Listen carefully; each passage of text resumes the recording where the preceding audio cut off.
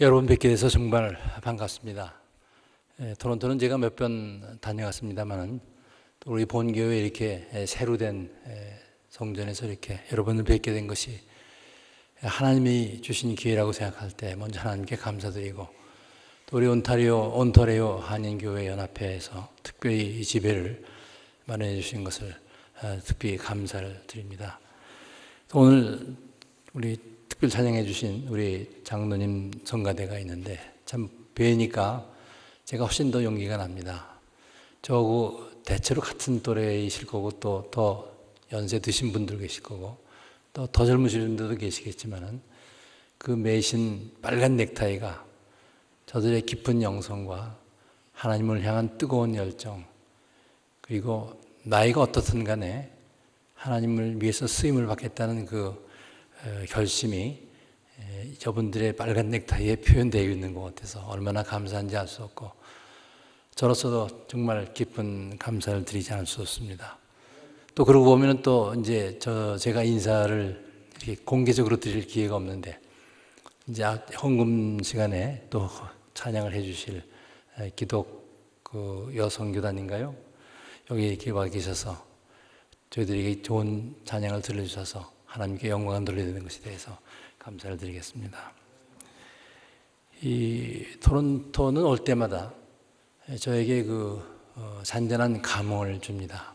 왜냐하면 우리가 이 카나다 땅에, 카나다 사람들에게, 특히 토론토 시민들에게 중요한 빚을 지고 있기 때문인 것 같습니다. 여러분 다 이미 아시는 얘기지만은 우리나라 선교 초기에 여러분 아시다시피 1885년에 아펜셀러 선교사, 언더우드 선교사가 각각 27살과 26살의 나이로 우리나라에 첫 발을 내디뎠습니다. 참 재미있는 것은 공식으로 들어오셨습니다. 말하자면 요새 말로 하면은 고종 황제의 비자를 딱 받아가지고 들어오셨어요. 그렇게 복음이 공식적으로 그 시기에 들어갈 수 있었던 예가 많지가 않습니다. 하나님께서 특별히 우리 한민족 사랑하셔서 고종 황제가 들어와도 좋다는 윤허를 주시고 그 전해 그래가지고선 성사님이 들어오셨습니다. 그런데 1885년에 들어오신 지 3년 만에 이 토론토에서 선교사님이 들어오시기 시작했습니다. 하나님께서 우리 민족을 복음화시키시기 위해서 상당히 오랫동안 준비를 해오셨는데, 특히 한국에 파송할 선교사를 여기저기 고르셨습니다. 아까 말씀드린 아펜셀러 선교사는 펜실베이니아 란카스터라는 데서 신학 공부를 하시고서 이제 한국에 들어오신 분이고, 또 언더우드 선교사는 이제 뉴욕에 태생해서 뉴욕에서 신학 공부를 하시고서 부르셔서 들어오시게 됐고, 각각 이렇게 여기저기서 한국에 보낼 선교사들을 고르셨는데, 이 토론토만은 한 사람이 아니라 여러 사람을 같은 시기에 고르신 그러한 특별한 하나님의 경륜이 있으셨다고 생각합니다. 제일 처음 1888년이니까, 그러니까 85년에 첫 선교사가 들어온 지 불과 3년 만에 게일 선교사라는 분이 토론토 대학 의과대학 출신인데, 의과대학의 YMCA 파송으로 해가지고 우리나라에 처음으로 들어오십니다. 그분이 우리 한국에 들어와서 복음을 전하시는데 한 역할은 굉장히 큽니다. 이제 YMCA 출신이시니까 우리나라에 YMCA를 세우는데 기여를 하셨고, 특별히 어학의 재주가 많으셔서 그 당시에 처음 들어온 선교사님 중에 제일 한국말을 빨리 배우시고 잘하셨던 분이라서 심지어는 영한 사전을 다 만드셨습니다. 또 우리 문법을 정리하셨습니다. 뿐만 아니라 여러분, 우리가 하나님이라고 부르는데요, 성경 번역할 때 하나님을 뭐라고 부를 것이냐, 영어로 God을 뭐라고 한글로 표현하실 거에 대해서 거기서 의논들이 많았습니다. 언더우드 선교사는 천주교에서 하는 식으로 천주라고 부르자, 하늘 천자 주인 주자니까 적당타 이게 주장을 하셨고, 또 어떤 분은 하느님이라고 하자, 어떤 분은 하늘님이라고 하자 했는데, 이 게일 선교사가 가장 강력하게 하나님이라고 하자 했는데 결국 하나님으로 낙착이 됐는데, 지금 돌이켜보면은 하나님의 명칭 중에서 그렇게 좋은 게 없는 것 같아요. 한 분이시란 뜻도 있고 하늘에 계시다는 뜻도 있고 온 우주를 창조하신 하나님이라는 창조주라는 뜻도 있고 해가지고 너무 좋은 건데 이 게일 선교사가 한글을 배운 다음에 하나님이 제일 좋은 말이라고 이렇게 주장을 하셨던 겁니다. 그 다음에 뒤를 이어서 계속 들어오십니다. 여러분 연세대라고 지금 부르지만 우리나라의 최초의 서양식 제대로 된 의과대학이 세브란스 의과대학이고 세브란스 병원이 아닙니까? 그거를 사실상 그런 정도의 수준의 의과대학과 병원을 만드신 분이 올리버 에비슨이라는 선교사인데 그분이 토론토 출신이십니다. 토론토 의과대학 처음에는 약학대학을 졸업하시고 그 다음에 의과대학 졸업하시고 그리고 개업도 하셨는데 당시에 토론토 시장의 주치의가 될 정도로 앞길이 창창한 분이었습니다. 그런데 언더우드 선교사가 안식년 나와 있는 동안에 모셔다가 집회를 했는데 그때 하나님의 강한 부르심을 받으셨어요. 그래서 결심을 했습니다. 이 토론토에서 앞길이 창창하지 않습니까? 서울시장의 토론토 시장의 주치의 정도면은 의사로뿐만 아니라 사회적으로도 굉장한 장래가 기약되어 있는 분인데 그분이 다 버리고서 애 둘 데리고 임신한 부인을 데리고 태평양을 건너서 한국으로 들어오십니다. 애 둘 데리고 자기 장래를 다 버리고 오직 하나님을 위해서 그리고 숨겨진 나라 한국의 영혼들을 위해서 오겠다는 그 결심이 보통 결심이 아니었어요. 임신한 부인께서요 만삭인데 배 타고 오다가 부산에 들렀어요. 부산에 기착했을 때 부산에서 아기를 낳습니다. 그때 아기가요 우리나라 땅에서 처음으로 태어난 서양 아기라고 이렇게 부르심을 받을 정도입니다. 그래 오셔가지고서 세브란스 병원을 왜 세브란스라는 이름을 붙였는지는 아시는 분은 아시겠지만은 또 그분이 안식년을 나오셔가지고 뉴욕의 카네기홀에서 간증회를 답니다. 자기가 한국에 가서 한국 민족들을 위해서 한국의 영혼들을 위해서 특히 의학 발전을 위해서 하고 있는 일을 다 간증했는데요. 그 카네기홀에 왔던 청중 중에 그 미국 중부에서 큰 철강 회사를 하던 세브란스라는 분이 말씀을 듣고 너무 감동을 받았어요. 그래서 그분이 아주 거금을 헌금을 하십니다. 그걸 가지고서 그 당시에 가장 이 발달된 의료 기계 이런 거 다 들여와가지고서 세브란스가 발족을 했는데요. 그 당시에 이 동양에서 가장 그 첨단 의료 기계를 갖춘 그런 병원, 그런 의과대학으로 출범을 시키신 분입니다. 또 뒤를 이어서 오신 분 중에 또 훌륭한 선교사가 계십니다. 역시 토론토 대학 출신인데 그분은 로버트 하디라고 그래가지고 그분의 이름이 지금도 유명한 것은 감리교 신자로 선교사로 오셨는데 이분이 오셔가지고서 원산 지방에 가가지고 선교를 시작하시는데 하는 것마다 실패를 합니다. 그래서 하나님 앞에 기도하다가 하나님이 주신 깨우침은 내가 한국 사람들을 낮춰보고 있다. 한국 사람의 수준으로 내려가라. 이렇게 말씀하십니다. 그래서 이제 회개를 시작했어요.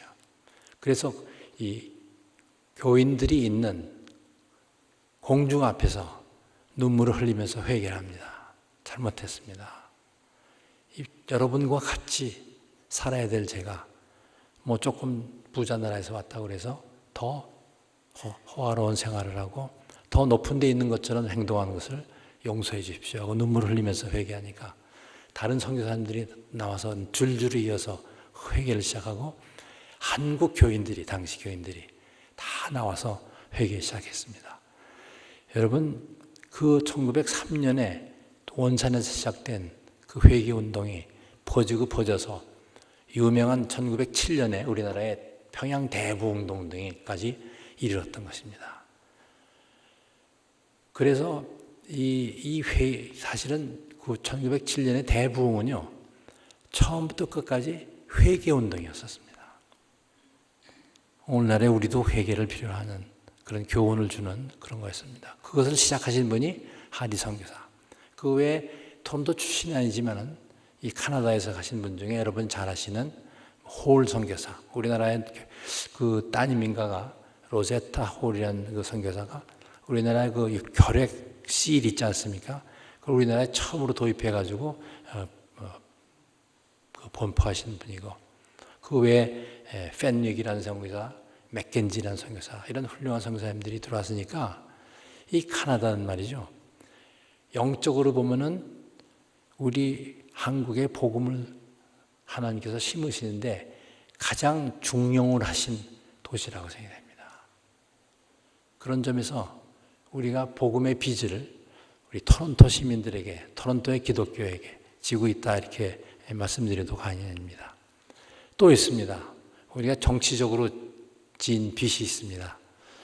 여러분, 이제 우리 분단이 돼가지고 미소공동위원회가 북쪽은 소련이 점령하고 남쪽은 미군이 점령해서 일본 통치하에 있던 땅을 군정으로 통치하고 있을 때 아무리 미소공동위원회가 의논을 해도 한국 문제를 어떻게 할지를 전혀 해결의 길을 못 찾고 나니까, 뭐 그건 사실은 당시 소련이 말이죠, 러시아 그 제국 시대부터 한반도를 반드시 소련의 러시아의 영향권 내에 넣겠다는 정책이 수없이 있었습니다. 여러분, 노일 전쟁인 게 있었습니다. 러시아하고 일본이 싸웠죠. 그래서 다 러시아가 이길 거라고 그랬는데 일본이 이겼는데요. 그때 무슨 싸움이었는지 아십니까? 한마디로 하면은 한반도를 러시아의 영향권으로 넣을 것이냐, 일본의 영향권으로 넣을 거냐, 그 싸움이었습니다. 일본 쪽으로 갔기 때문에 지금 돌이켜보면 사실은 러시아가 한국을 영향권에 넣었으면 큰일 날 뻔했죠. 그냥 당장에 다 공상화될 뻔했죠. 근데 화간에 일본이 돼가지고서 그 결말이 났는데, 그때 그래서 해결이 안 되니까 미국이 한국 문제를 유엔으로 가져갑니다. 유엔 총회에서 1947년에 결의를 채택해가지고 뭐 더 구운 말을 할 거 없이 한국 국민들에게 맡기자. 그러려면 어떻게 되느냐? 한반도 전체에 총선거를 해가지고 국민들이 정부를, 대표를 뽑고 그 대표들이 정부를 세우도록 하자. 뭐 결정치고는 가장 공정하고 가장 좋은 방법이었죠. 그런데 소련이 거부합니다. 소련이 뭘 거부하냐면은 38선 이상 이북에 소련이 점령하고 있는 땅에는 총선거를 받아들이지 못하겠다. 그래서 결국 남쪽만 총선거를 했습니다. 소련의 의도는 아주 명백했습니다. 인구가 3분의 2가 38선 남쪽에 있었고 3분의 1만 북쪽에 있었기 때문에 총선거를 하고 나면은 당연히 이 다수인 남쪽이 정권을 잡게 돼 있다는 것을 알기 때문에 거부해버렸죠. 결국은 그 결과로 해서 북한대로, 남한은 남한대로 따로 정부 수립을 하게 됐는데, 그때 그 총선거를 할 때 유엔의 결정에 의해서 시행되는 총선거이기 때문에 유엔 감시단이 옵니다. 그 감시단이 굉장히 중요한 역할을 합니다. 5,000년 동안 왕조 시대를 살고 있던 한국 민족이 선거라는 거 해본 적이 없거든요. 백성들이 말하자면 임금님을 본다는 식으로 하니까 말 모르니까 와서 가르쳐줘 가면서 선거를 하는데, 그 중요한 역할은 유엔 감시단 속에 카나다가 들어가 있었습니다. 따라서 우리가 독립하는데 카나다가 귀중한 역할을 해줬습니다. 그 독립한 지 2년 되는 1950년에 6.25가 터졌습니다. 6.25 때문에 우리가 엄청난 파괴와 비극을 겪게 됐죠. 저는 저희 집은 이제 피난을 못 가가지고서 3개월 동안 북한 인민군 통치하에서 굶으면서 살았습니다. 그런데 굶은 것보다 더 괴로웠던 것은 제가 그때 중학교 2학년 때인데요. 지금 이제 부산 하나만 남았다는 겁니다.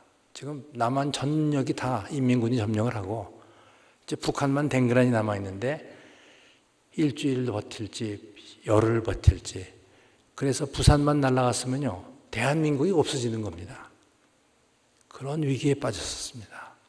역시 유엔군이 참전을 해가지고서 우리를 침략을 격퇴해 시켜줘가지고 겨우 우리가 살아남은 겁니다. 그러니까 그 전쟁이 우리에게는 비극이기도 하지만은 우리의 생존을 보장해주는 그런 전쟁인데 거기에 카나다에서 유엔군으로 2만 7천 명이 파송이 됐습니다. 파병이 됐습니다. 그들 중에서 전사자가 516명이 나왔습니다. 그래서 알지도 못하는 땅, 유엔군으로 이름을 갔지만 카나다의 젊은이 516명의 피가 흘려지고 생명이 던져졌 그 덕분에 우리나라가 살아남을 수 있었던 것입니다. 그래 그렇게 보면 우리는 영적으로뿐만 빚을 진 것뿐만 아니라 정치적으로도 군사적으로도 우리는 카나다에 중대한 빚을 지고 있다는 그런 생각을 하게 되기 때문에 카나다 올 때마다 또 토론토에 특히 올 때마다 저에게는 아주 새로운 감흥이 일어나고 있고 그런 이 땅에 살고 계신 여러분들 사실은 하나님이 그러한 그 은혜를 우리에게 주신 거지만은 하나님의 그 은혜를 일선에서 집행을 해준 카나다의 젊은이들, 특히 카나다에 전사한 516명의 젊은이들, 그분들을 생각할 때 우리가 이 카나다를 그냥 우리가 이민 온 나라라고만 생각할 것이 아니라 하나님이 무언가 여기에 이민 온 우리 한국 사람들을 통해서 무언가 목적을 가지고 보내신 거다 하는 생각을 하지 않을 수가 없었습니다. 그래서 이제 제가 오늘은 시간이 많지 않기 때문에 제가 여러분과 나누고 싶은 얘기를 최소한으로 요약해서 드리고자 하는데요. 무엇보다 중요한 것은 선교라는 것은 이게 믿는 우리에게 있어서는 선택이 아니라 필수라는 겁니다. 제가 그런 생각을 하게 된 것이 40대 후반에 있었습니다. 제가 고백한데 제가 40대 후반 있을 때까지 저희 할아버님이 평양에서 처음 예수를 믿게 돼가지고 목사까지 되신 분이기 때문에 목사의 손주로 태어나가지고 모태신앙으로 자라났고 또 아까 말씀드린 그 아펜셀라 선교사가 세운 첫 번째 한국교회 둘 중에 하나인 정동제일교회에서 자라났거든요. 그래서니까 모름지기 제법 어느 정도의 신앙은 갖고 있었으리라고 이렇게 저 사실 생각을 했어요. 뭐 주일날이면 가서 주일학교 선생도 하고 성가대도 하고 뭐 봉사할 건 하루 종일 다 해가지고서 목사님으로부터 장로님으로부터 모범 청년이라고 막 등을 두들겨 주시고 해서 진짜 제가 모범 청년이라고 착각을 하고 있었습니다. 그러나 지금 돌이켜보면은 그 당시에 저보고 당신 구원의 확신이 있어 하고 물어봤다면 저는 무슨 말이냐고 내가 어떻게 구원을 확신할 수 있느냐 그거 교만한 소리다. 내가 아직도 죄를 짓고 있는데 어떻게 내가 구원의 확신이 있다고 말할 수 있느냐 이렇게 대답했을 겁니다. 완전히 잘못 믿고 있었던 거죠. 믿음이 없었던 거죠. 그러니까 교회에 와서 봉사를 하고 열심히 하는 것이 하나님 앞에 인정을 받는 것 그게 예수 믿는 거라고 착각을 하고 있었던 것 같아요. 그게 40대 후반까지 갔습니다.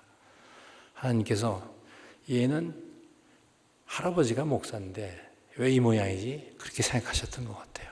그래서 제가 UN 대표부에 공사로 근무하던 시절에 하루는 전문이 날라왔습니다. 당신 아프리카, 서부 아프리카의 세네갈이라는 나라에 대사로 보내니까 준비하시오 합니다. 외교관은 군인하고 똑같습니다. 가시오면 가야 됩니다. 죽으려면 죽어야 됩니다.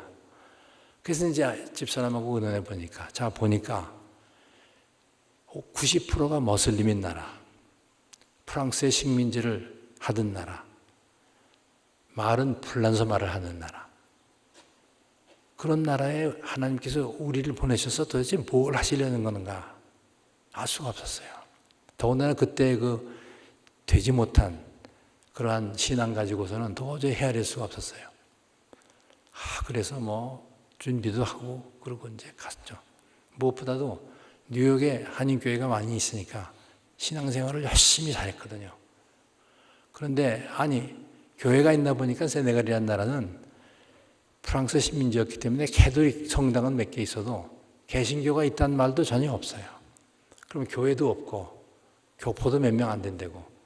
가서 도대체 신앙생활을 어떻게 할 것이냐 그래가지고 생각 끝에 그 맥클레이라는 사람이 쓴 성경 66권의 주석책이 있습니다. 이거라도 가져가죠. 이거 가지고서 읽으면서 신앙생활을 하지. 그러고 이제 갔거든요. 가서 일어난 일들을 오늘 설명할 시간이 없습니다. 거기에서 만난 분이 감비아라는 제가 관할하는 나라에 있는 새로 선교사로 오신 이재환 선교사님이라는 분을 만나게 됩니다. 그분의 젊은 선교사였지만 그분의 신앙 생활과 그분의 선교 생활, 선교사로서의 삶을 보면서 저희가 제 자아가 무너지기 시작합니다. 도대체 젊은 선교사가 와서 열심히 감비아가 또 마찬가지로 90%가 모슬림의 나라인데 거기에서 열심히 선교하시는데 그분의 사역 속에서 기사이적인이 일어나는 겁니다.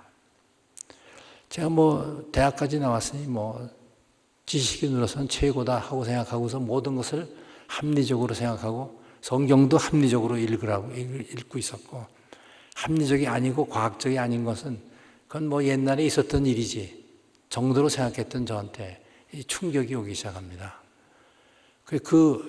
소위 제 지성이라는 것이 이제 무너지는 것을 느낍니다. 지금도 살아서 움직이시는 성령님의 역사가 그분의 사역 속에서 계속해서 일어나는 거예요.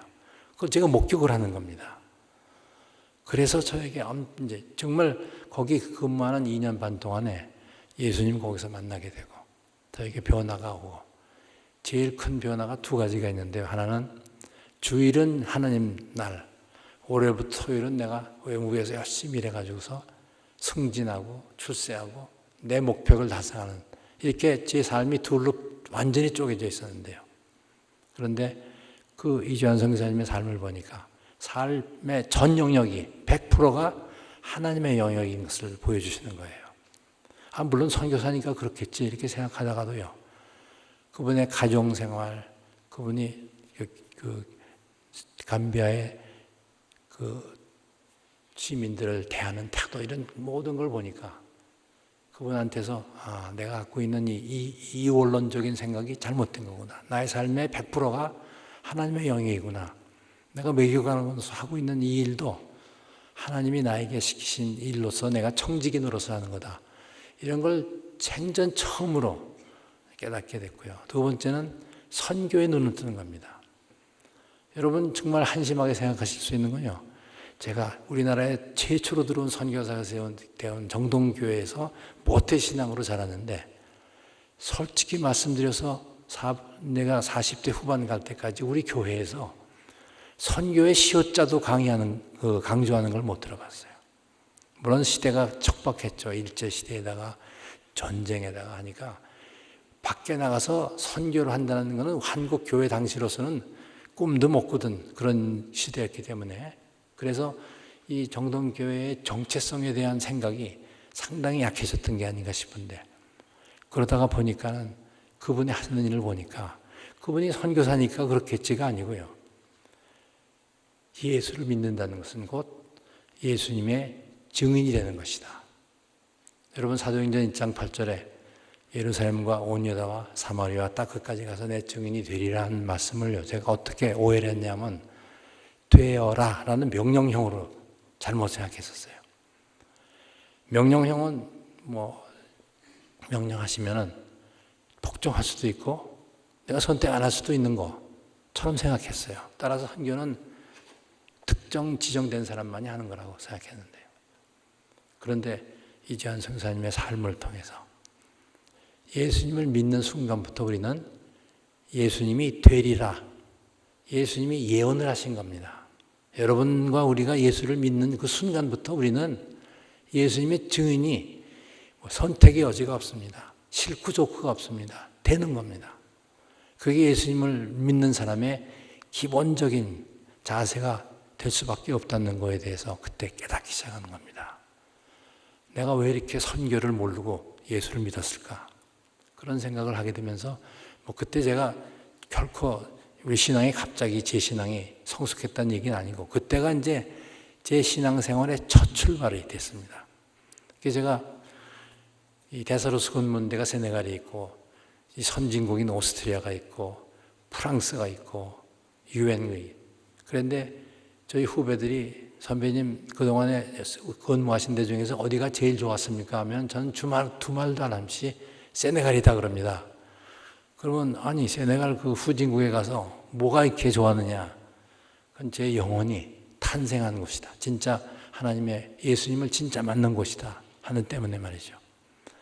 그래서 선교라는 것은 이거는 우리가 뭐 선택의 여지도 없는 거고 또 우리에게 주신 지상의 과제이고 교회를 왜 만들었을까? 성령 받은 사람으로 교회 공동체가 형성됐는데 그 교회 공동체의 본질적인 사명은 하나밖에 없다. 뭐 교회 프로그램이 많이 있을 수가 있지만 그 모든 프로그램의 궁극적인 목적은 예수님의 뒤를 이어서 이 기쁜 소식을 전하고 영혼을 구하는 일, 이거 외에 교회에 다른 목적은 없다 하는 것을 제가 깨닫게 된 것입니다. 어떻게 생각하십니까? 교회에 무슨 다른 목적이 있습니까? 예수님의 뒤를 이어서 우리가 제자가 되어서 영혼을 구하고 생명을 구하는 일, 거기에 교회의 본질적인 사명 그리고 유일한 사명이 있는 거다. 물론 그걸 하는 과정에서는 제일 중요한 것이 예수님의 사랑을 그대로 베푸는 것이고 그런 과정을 통해서 생명을 구하는 것이죠. 그걸 그제서야 깨닫기 시작했습니다. 그 후로부터 저희 이제 외교관으로서의 생활에 약간의 변화가 오기 시작했습니다. 어디 가든지 선교사님, 목사님 항상 모시고 그분들을 격려해드리고 세워드리고 어려운 일 있으면 도와드리고 하는 일들을 그냥 저의 일처럼 하도록 하나님께서 인도하셔서 그때 이제 겨우 제가 신앙이 자라기 시작한 겁니다. 자, 그런데 제가 이제 2001년에 정년 퇴직을 했습니다. 제가 이제 은퇴란 말을 안 쓰는 이유가 있습니다. 다 이제 은퇴라고 그러죠. 교회에서 직분도 은퇴하고 사회에서 직장도 은퇴라고 그러죠. 그런데 저희가 시니어 선교 한국 운동을 일으키면서 제일 구호로 내세운 것이 뭐냐면 그리스도인에게는 은퇴가 없다. 무슨 말이냐? 하나님이 우리를 데려가실 때까지 이 땅에 우리가 살고 있는 동안은 우리는 다 계속 현역이다 합니다. 비록 교회에 빅지분에 놨더라도 그건 교회 제도 때문에 있는 것이고 사회 직업을 은퇴했다 그러면 그건 사회 그런 제도 때문에 그런 것이지만 하나님이 나에게 생명을 유지시켜 주시는 동안은 누구건 남자건 여자건 어른내건 어르신내건 다 예수님의 증인으로서의 현역이다 하는 주장을 하기 시작하니까 이제 은퇴란 말을 이제 안 쓰기 시작합니다. 하나님 나라 갈 때가 인생의 은퇴니까. 그래서 제가 이 순서지에 제 이력을 쓰라고 그래서 쓸 때에도 정년퇴직이라고 썼지 은퇴란 말을 안 썼습니다. 그건 그게 중요한 일은 아니고요. 그런데 정년퇴직하고 난 다음에 이제 여러 가지 일을 하나님이 주십니다. 아무 준비도 없이 덜커덕 은퇴합니다. 여러분 준비하고 은퇴하시는 분들 별로 없어요. 대개는 현직에 있다가 하루아침에 덜커덕하고 은퇴를 하는데 은퇴한 후에 하나님께서 할 일을 하나씩 둘씩 가르쳐 주셔서 저는 그저 그거에 순종하면서 지금 은퇴한 후에 지금 14년째인데요. 그냥 계속 순종하면서 사는 제가 잘나서가 제가 그 신앙이 좋아서가 아니라 하나님께서 성령께서 그렇게 미시는 겁니다. 우리 여기 이 본교회 한석현 목사님도 여러 해 전에 여기 와서 만나게 해주셨고 또 큰빛교회 이면수 목사님도 또 만나게 하셨고 근데 그때 만난 것들이요 그때 만남으로 그치질 않고 지금까지 연결되는 겁니다. 그래서 하나님이 저의 삶 속에서 디자인해 놓으신 것들을 우리가 절대 순종만 하면 하나씩 하나씩 그분의 뜻대로 이뤄가시는 거고 제 뜻과는 아무 관심도 없이 그렇게 이끌어 가시는 걸 느꼈는데요. 근데 제가 정년퇴직하고 난 다음에 이제 여러 가지 학교에서 가르치기도 하고 선교회 일도 보고 하는 동안에 가장 큰 깨우침을 주신 게 하나 있습니다. 이게 뭐냐면은 저는 어떻게 생각했냐면 하나님께서 1885년에 선교사를 보내시고 난 다음에 우리 민족을 복음화시키기 시작하셨어요. 그러니까 하나님께서 쭉 도와주셔가지고서 복음화 가정을 걸었다. 당연히 그런 거죠. 그리고 우리나라가, 우리 민족이 근대화를 일본의 식민지 시대에 강제적으로 우리를 근대화시켰죠. 상투를 자르고 이름을 다 일본 이름으로 바꾸라 그러고 한글 못 가르치고 일본 말만 가르치고 제 초등학교 2학년까지 이제 그런 일제 시대에 있었는데요. 그때 강제적으로 시작된 일본 사람들이 뭐 철도도 깔아주고 무슨 광산도 개발해주고 국민학교를 사방에 세우고 한 것이 다 식민지로서 한국을 일본의 일부로 만들려는 그 야욕이었었는데, 여하튼 그래서 근대화가 과정이 시작되기 시작해서 그 후에 뭐 해방되고 독립하고, 그래서 이승만 대통령이 뭘 하시고 박정희 대통령이 뭘 하시고 그래가지고 지금 오늘 사실상 우리 건국하기 전에요, 우리나라가 최빈국 중에 하나 있었습니다. 태국보다도 못 살고 비율빈보다도 못 살고 그런 나라가 오늘 태국하고 비율빈하고 비교도 안 되는 개인당 국민 소득이 2만여 불 왔다 갔다 하고 있고, 물론 선진국 되려면 이제 5만 불, 6만 불은 돼야 되는데 그 길로 가고 있어서 전 세계에서 10번째 경제 규모를 갖고 있는 나라가 되리라고는요, 우리 뭐 중고등학교 좀 다닐 때는 전혀 상상조차 않았던 겁니다. 요새 여러분과 우리 젊은이들이 이게 다 당연한 것처럼 생각하는데요. 근데 그게 불과 60 몇 년 동안의 짧은 과정 속에서 서양 나라들이 몇백 년 걸려서 민주주의를 쟁취하죠. 몇백 년 걸려서 시장 경제를 출입하죠. 이런 피 흘리고 몇백 년 걸렸던 것이 우리는 60 몇 년 만에 그냥 갑자기 다 이룬 겁니다. 근데 이 과정을 우리가 허리띠를 말리고요, 우리 세대가 여기 우리 장로성리당 연세 드신 분, 저는 이제 지금 이제 80이 다 돼 갑니다만은 우리 세대가 허리띠 졸라매고 열심히 일해가지고서 이 근현대화를 이룩한 거다.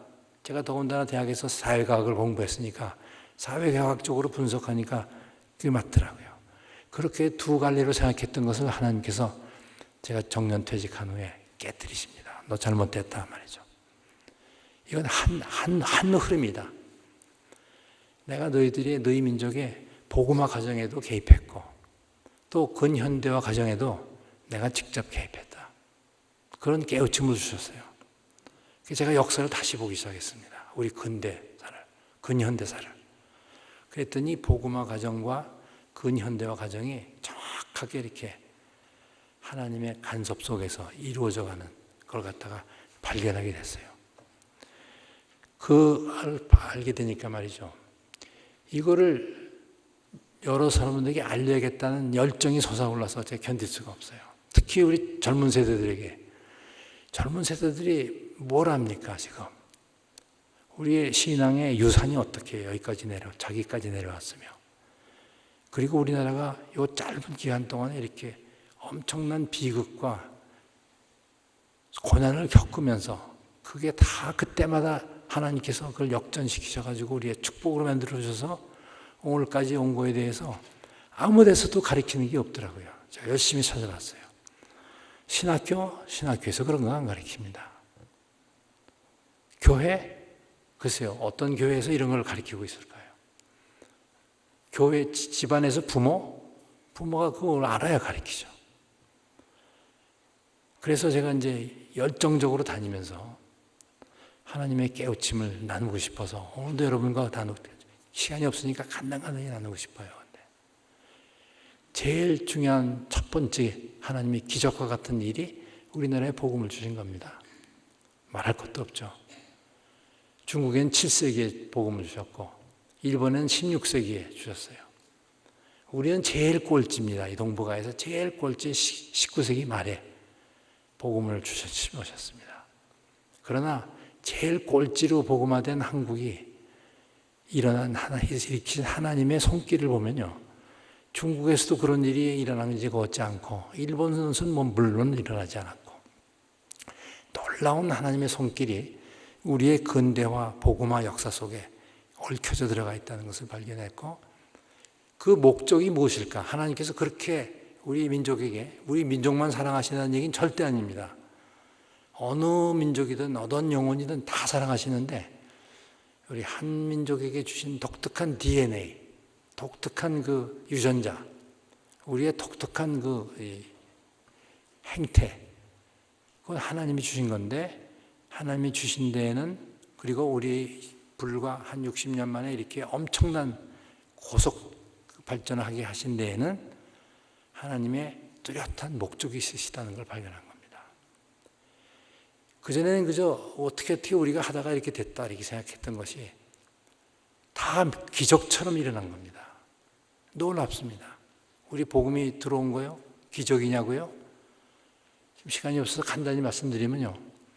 선교사님들, 아펜셀라 안도어드가 우리 땅에 발을 디디기도 전에 한글 성경이 만주에서, 일본에서 번역이 됐어요. 누구에 의해서?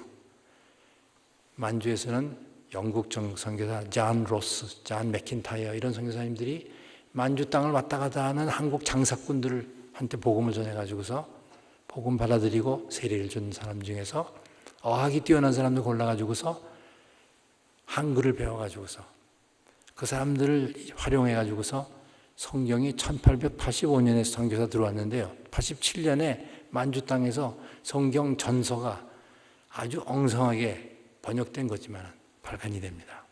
일본에서 일본에 간 유학생 이수정이라는 분에 의해서 마가복음이 번역되고 이런 일이, 그래서요.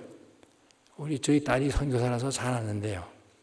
아프리카에 그 아주 오지에 들어가서 사역하고 있는데 가서 원주민의 말을 배우고, 글자가 없어요. 그러니까 문법도 없고 그 말을 배우는데 벌써 지금 이제 4년 첫째 텀을 갖다가 다 보내서 겨우 지금 말을 할 수 됩니다. 그렇다면 걔네들이 저희 딸하고 사위가 그 사람들에게 세례 주고 교회 세우고 하려면은 뭐 10년 넉넉히 잡아야 되는데, 우리나라에 처음 들어온 아펜셀라하고 언도드가 배 타고서 1885년 4월 5일 날 부활 주일날에 인천 땅에 발을 디딜 때 마가복음 한글본을 갖고 들어왔습니다. 이건 기적입니다. 전 세계에 그런 기록이 있는 민족이 없어요. 또 하나 기적은 뭡니까? 만주하고 일본에서 예수 믿게 된 사람들, 이분들이 자기 고향에 돌아가서 목사도 없고 선교사도 없고 성경도 없는데 거기에 자기 동네 사람들에게 복음을 전해가지고 자생적인 교회가 발생합니다. 제일 전형적인 게 황해도 소래인데요. 또 평안북도의 의주, 거기에 자생적인 교회가 생기는데 그 자생적인 교인이 생긴 다음에 언더우드가 들어와가지고서 조금 있었더니요. 어떤 사람이 황해도에서 온 사람이 찾아왔어요. 서상윤이라는 사람이에요. 뭘 하러 왔느냐? 우리 동네에 예수 믿는 사람이 몇 사람이 있는데 세례를 줄 사람이 없으니까 와서 세례를 주십시오. 실제로 2명인가 3명을 데리고 와가지고 세례 받게 하고 문답한 다음에 우리 동네 오라고 그래서 그 양반이 소래마을까지 가가지고서 이 언더우드 선교사가 쉬운 말로 놀래 자빠졌을 것 같아요. 내가 지금 복음을 들고 들어와서 이제부터 복음을 전해가지고 예수 믿게 하려면 이게 뭐 얼마나 세월이 걸릴지 모르는데 예수 믿는 사람이 있으니까 세례를 달라고 하니까 얼마나 놀라겠어요. 기맥힌 그 기적 같은 일을 하나님께서 우리 민족에게 주셨는데 모르겠어요. 우리 민족에게 주신 그 성격 중에 빨리빨리가 있지 않습니까? 우리 민족한테 주시는 그 속도가 좀 굉장히 빨랐던 것 같아요. 또 기적이 있습니다. 복음을 심으신 지 20몇 년 만에 대부흥을 주신 겁니다. 그 20세기 초에요. 몇 군데 세계에 대부흥을 일으켰었어요. 영국의 웨일즈에 대부흥을 주셨습니다. 엄청나게 큰 부흥을 주셨는데 거기는 복음이 들어간 지 1000년이 지난 것이에요. 캘리포니아의 아주사에 또 대부흥을 주셨는데 거기는 복음이 들어간 지 200년이 됐대요. 인도에 복음이 들어간 지, 윌리엄 캐리가 복음을 갖고 들어간 지 그것도 200년이 됐는데요. 그런데 복음이 들어간 지 20몇 년밖에, 85년에 들어왔는데 1907년에 일어났으니까 합쳐보십시오. 15 플러스 7하면 22년 만이에요. 네, 우리에게 대부흥을 주셨어요. 서둘러 주신 것처럼 주셨어요. 그때 비공식 통계입니다만 예수 믿게 된 사람이 20만 명이라고 그래요. 엄청난 부흥을 주신 겁니다. 근데 그 얘기를 할 때 제가 반드시 붙여서 하는 말이 있습니다. 한글이 없었던 데로 그렇게 복음이 급히 전해졌을까? 여러분, 한글이 없었으면 여러분 우리가 어떤 말로 읽습니까? 한자로 읽어야 됩니까? 영어로 읽어야 됩니까?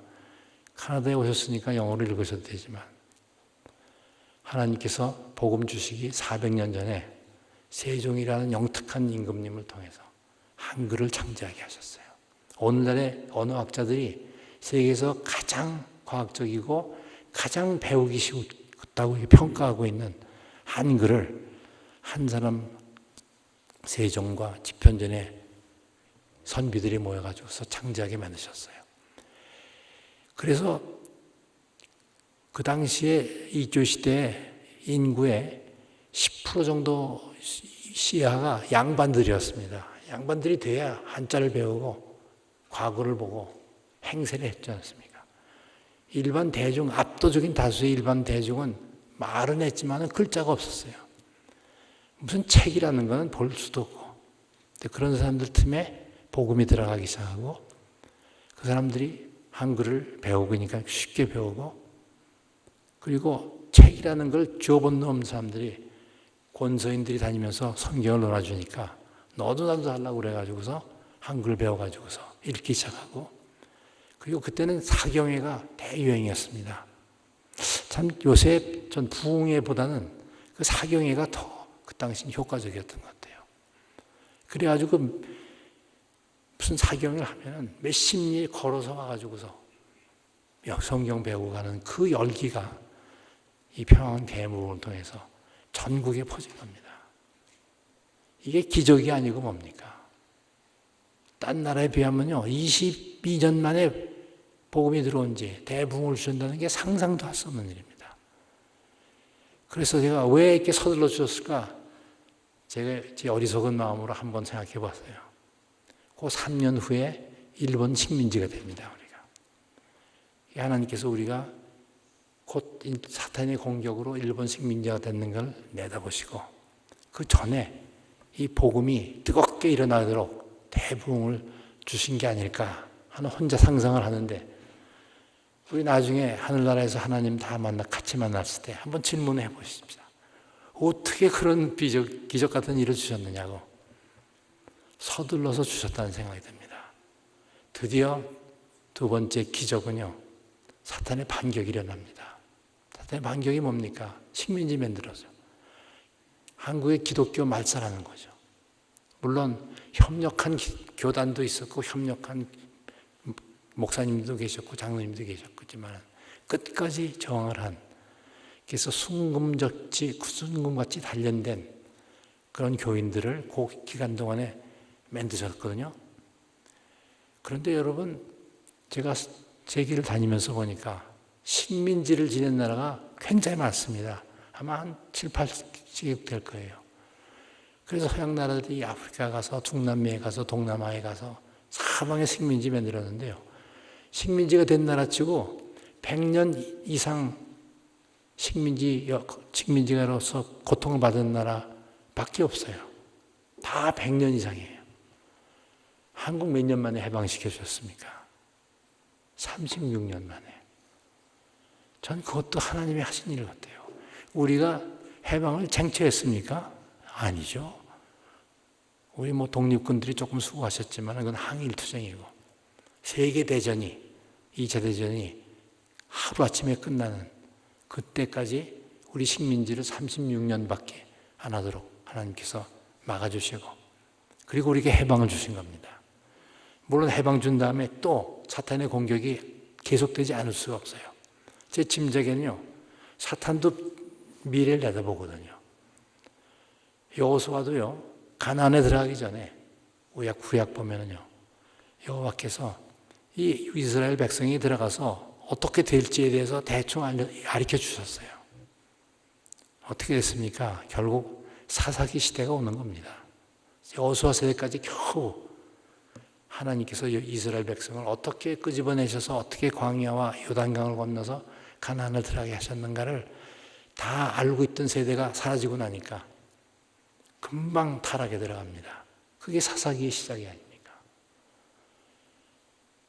그래서 하나님께서 내다보시고서 있었는데 사탄이 또 반격합니다. 그게 뭡니까? 이제 분단입니다.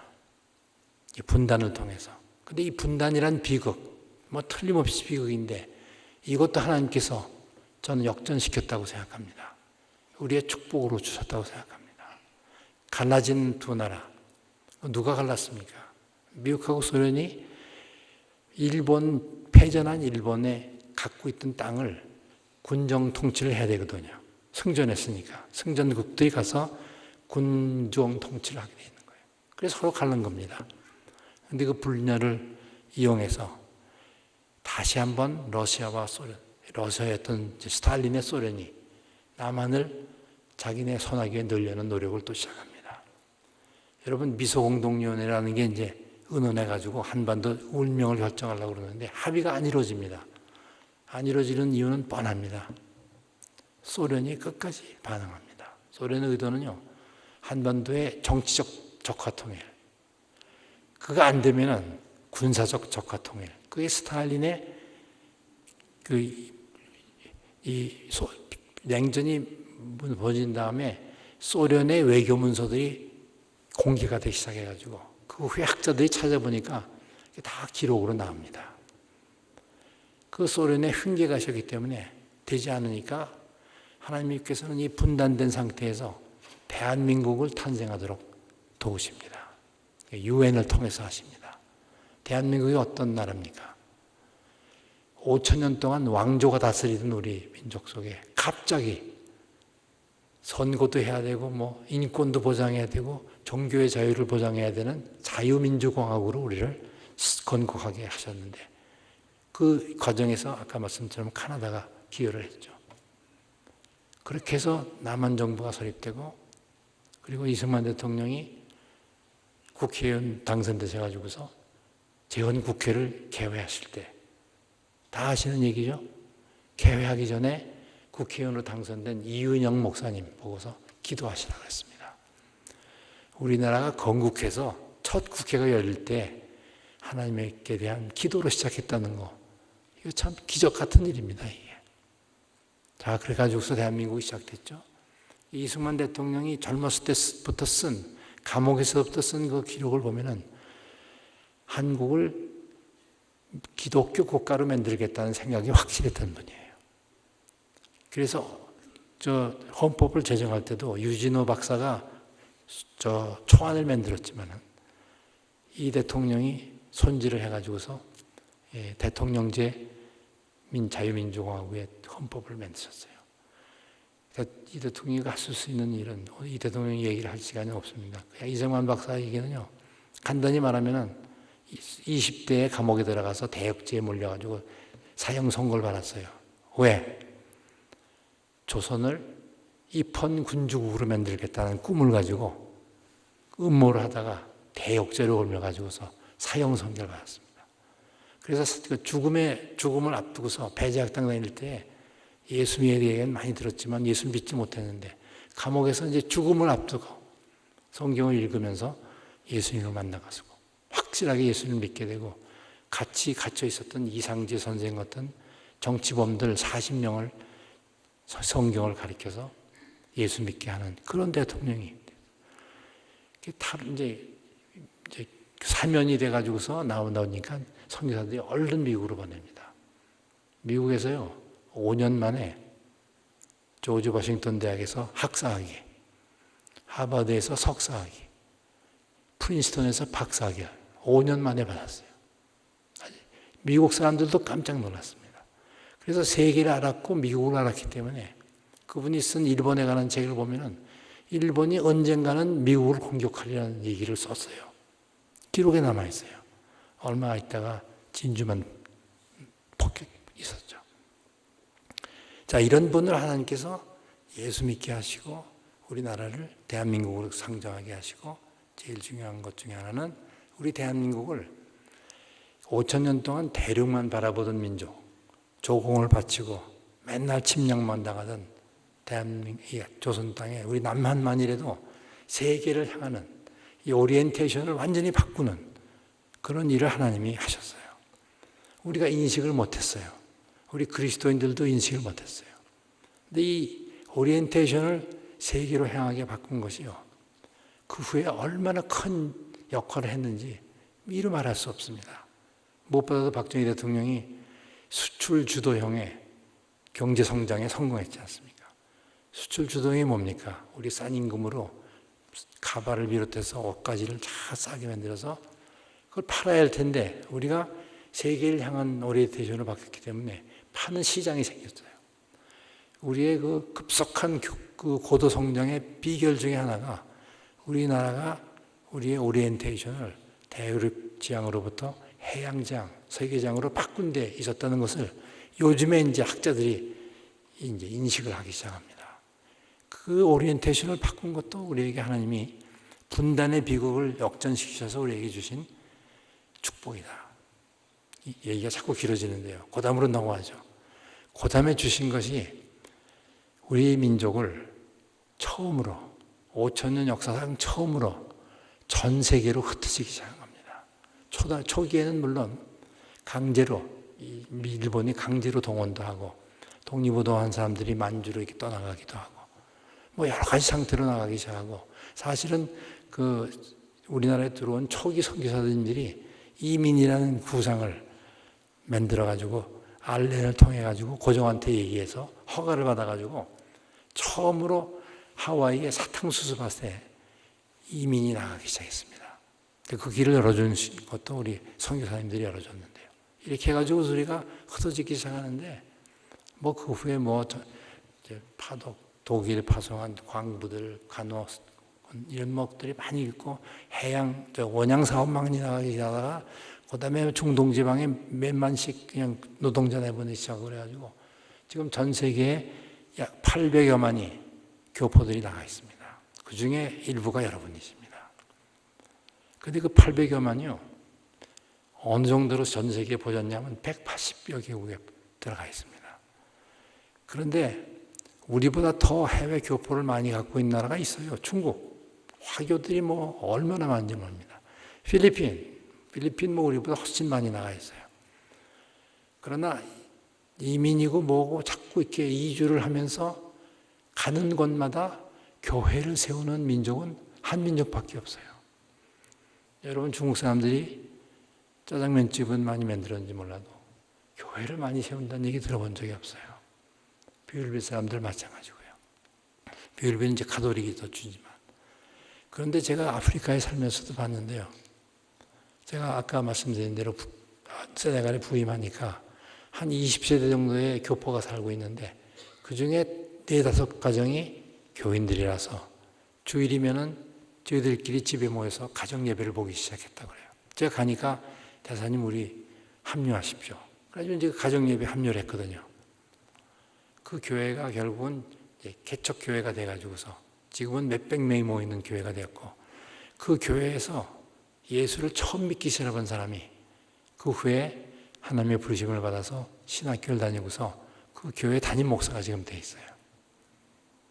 그런데 이 예를 들어 제가 말씀드리는 것은요, 세네갈뿐 아니라 한국 사람이 간 곳에 믿는 가정이 2-3만 있으면요, 어떻게 주일날을 그냥 보냅니까?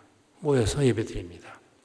그렇게 해서 시작된 공동체가 조금 커지면은 교회로 발전합니다.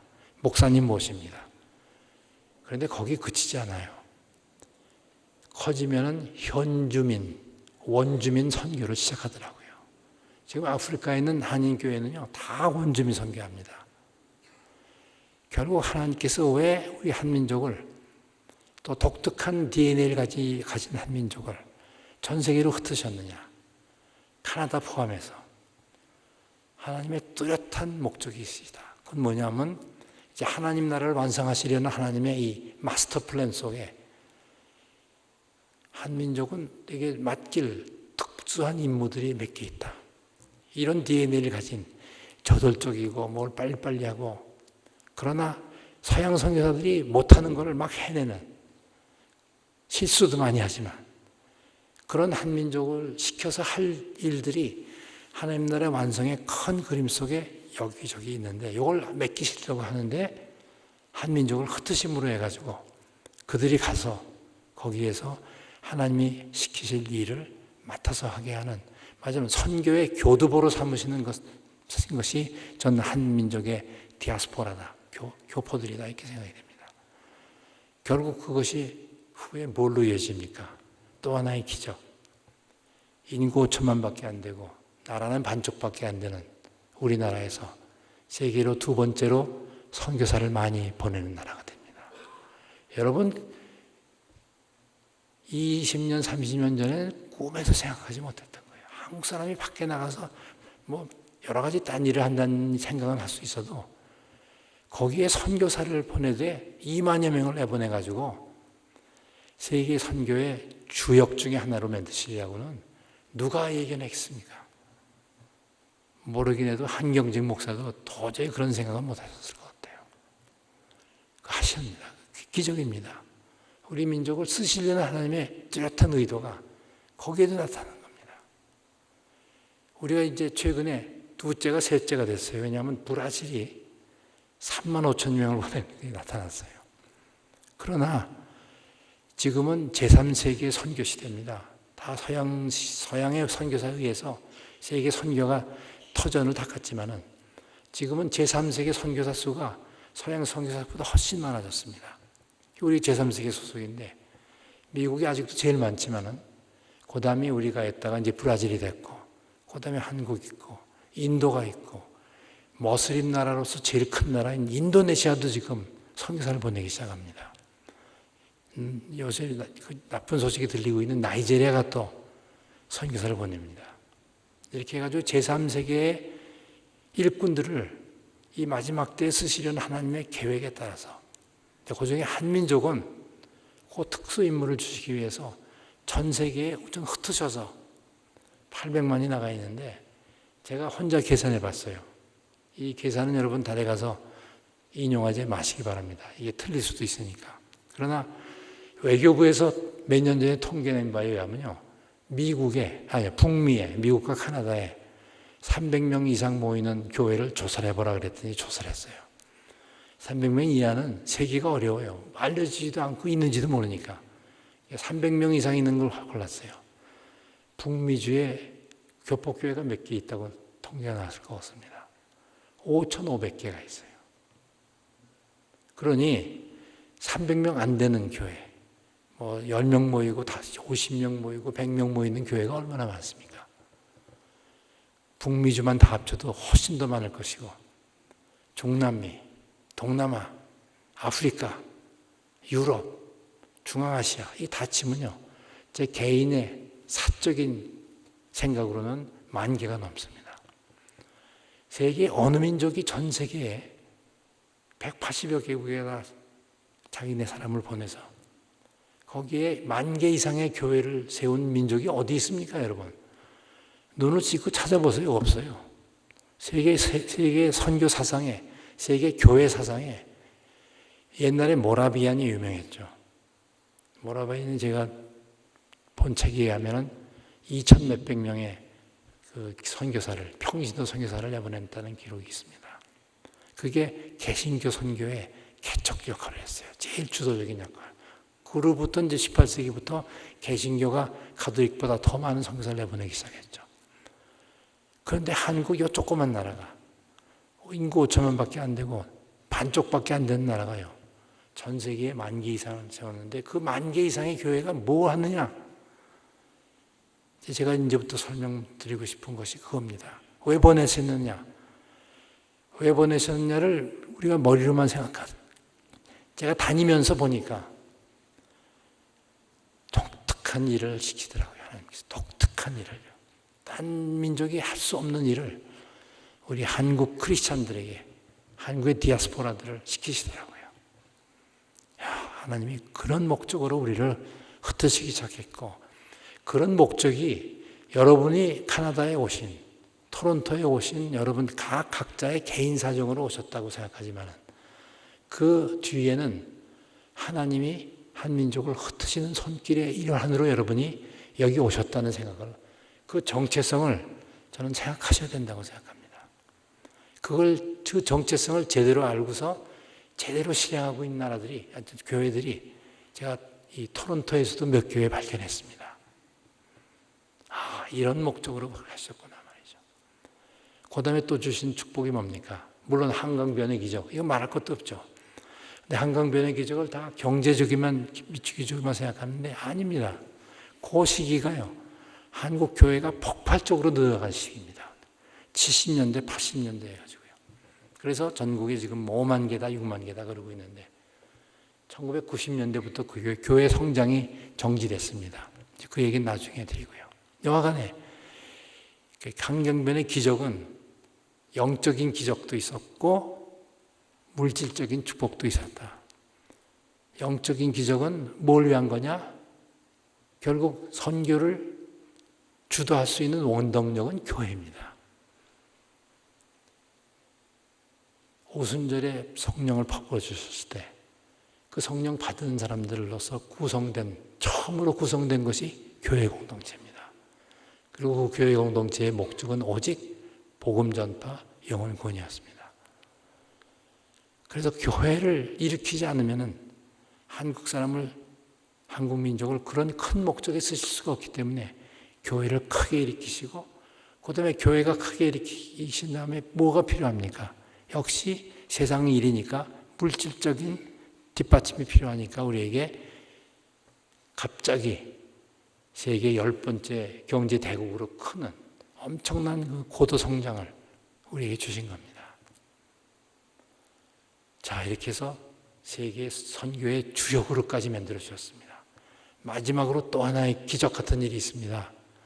여러분, 여기 어르신들 계시지만 우리 어렸을 때 자랐을 때 선생님들이 뭐라고 가르치신지 아십니까? 한민족은 단일민족이다. 그걸 자랑으로 생각해라. 맨날 그러셨다고요. 요새 어떻습니까? 지금 우리나라에 외국 사람이 150만이 들어와 있습니다. 조금 있으면 이제 곧 200만이 됩니다. 이게 왜 그럴까? 필요에 의해서 하는 거죠. 경제적 필요도 있고 여러 가지 필요가 있죠. 그러나 저는 하나님의 손길이 계신 거라고 생각합니다. 우리가 선교사를 보냅니다. 보내서 복음을 못 들은 민족에게 복음을 전해줍니다. 그 일도 시키시면서 이번에는 오늘날이 이주의 시대라고 합니다. 또 Age of Migration입니다. 이주의 시대입니다. 1년에 통계에 의하면 2억 명 이상이 이동을 합니다. 뭐 피난민으로도 이동하기도 하고 이민으로 이동하기도 하고 비즈니스 때문에 하기도 하고 관광도 하는 2억 명이 움직입니다. 그래서 그전에는 저 오지에 가야 미전도 부족을 찾을 수 있다. 거길 가야 선교가 된다 했는데요. 이제는 미전도 부족이 또 도시로도 나왔고 소위 이제 도시화가 일어났죠. 그 다음에 2차 대전 후에는 세계화가 일어났죠. 우리 한민족이 저도 외교관으로 이제 처음 파견돼 나갈 때가 1967년이었어요. 근데 어떻게 그것도 이제 제가 설명드릴 시간이 없지만 이제 유엔에 대표 보러 오게 됐어요. 그때 없어 보였었어요.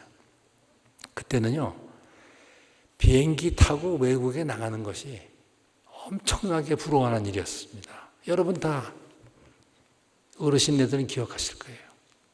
미국 간다, 카나다 간다 그러면 다 부러워했어요. 그래서 뭐 월급을 그때 한 달에 500불 겨우 받아가지고 우리 집사람이 500불 가지고 집세 내고 뭐 이게 다 우리가 점심 먹을 돈이 없었어요. 그래도 미국 가 있는 게 그냥 좋아가지고 이제 쬐끄만 데 세 얻어가지고서 다 헐어 빠진 가구 집에 살면서도 행복했어요. 외국에 나간다는 게 힘들었는데 그런 백성을 지금 뭐 전 세계에 흩으셨어요. 할 일이 있었기 때문에 시키신 겁니다. 여러분에게 주신 하나님의 사명이 있는 것입니다. 교회마다 주신 사명이 있는 겁니다. 그랬는데 단일 민족이 이제 어떻게 하셨냐면 하나님이 하신 일을 제가 조금 세속적으로랄까 표현을 하자면은 복음을 전해야 될 황금어장, 아직 복음을 들어보지 못한 사람들이 모여있는 황금어장의 일부를 뚝 떼어서 남한 땅에다가 탁 주시면서 이분들을 복음화해라. 그거 깨닫지 못해가지고 참 처음에 온 우리나라에 이주 온 사람들 너무너무 고생 많았고 지금도 고생이 많습니다. 국제 결혼한 사람들은 시어머니한테 맨날 구박받죠. 말이 안 통하고 그러니까. 애들 학교 보내면은 맨날 왕따 당해가지고 울고 돌아오죠. 지금도 그렇습니다. 150만이에요, 150만. 교회가, 한국 교회가 이제 눈 뜨기 시작했습니다. 멀리 가서도 할 일이 많지만 바로 내 주변에 예수님이 그렇게 원하시는 고아와 가난한 자들과 소외된 자들. 여러분, 예수님이 한 번이나 돈 많은 사람 찾아간 적이 있습니까? 한 번이나 권력가 잡은 사람 찾아간 일이 있습니까? 그런데 우리 한국의 교회들이요, 조금 이제 좀 잘못되기 시작해가지고, 세속화되기 시작해가지고, 멋진 자동차를 타고 오지 않으면 오기가 힘든 교회, 헌금 부지런히 하는 사람들이 장로가 되고 권사가 되는 교회로 타락한 교회가 얼마나 많은지 알 수 없어요. 그런데 정말 우리나라에서 와서 살고 있는 그 고생하고 있는 국제결혼 근로자 이런 사람들을 한국에다 띄워놓고서 복음화시켜라. 그것만인 줄 알았는데요. 요즘 몇 년 동안에 무슨 일이 일어난지 아십니까? 우리나라에 근로자가 있는 동안에 예수 믿게 되고 교회가 애써서 예수 믿게 되고 제자 훈련 받고 신학 훈련 산 사람들이 자기 나라에 돌아가서 자기 동네에다가 교회가를 세웠다는 소식이 자꾸 들려오기 시작하는 겁니다. 지금 우리에게 이 황금어장을 주신 것은 그 사람들만이 아니라 그 사람들이 돌아가서 자기 고향에 가서, 여러분 베트남은요, 아까도 저녁 먹다가 얘기 나왔지만 선교사가 들어가서 베트남 사람한테 복음을 전하면 쫓겨나는 나라입니다. 중국하고 같아요. 우리 선교사가 저희 선교회도 3가정을 내보냈는데 10년이 되도록 허덕허덕하고 있습니다. 그런데 우리나라에 왔던 베트남 20대 여자가 예수 믿게 되고 신학 공부해가지고 가서 교회를 4개를 세웠던 소식이 왔어요. 베트남 정부가요, 자기 나라 백성이 자기 나라 백성한테 복음 전하는 거 말리지 않습니다. 교회 세우는 거 말리지 않습니다.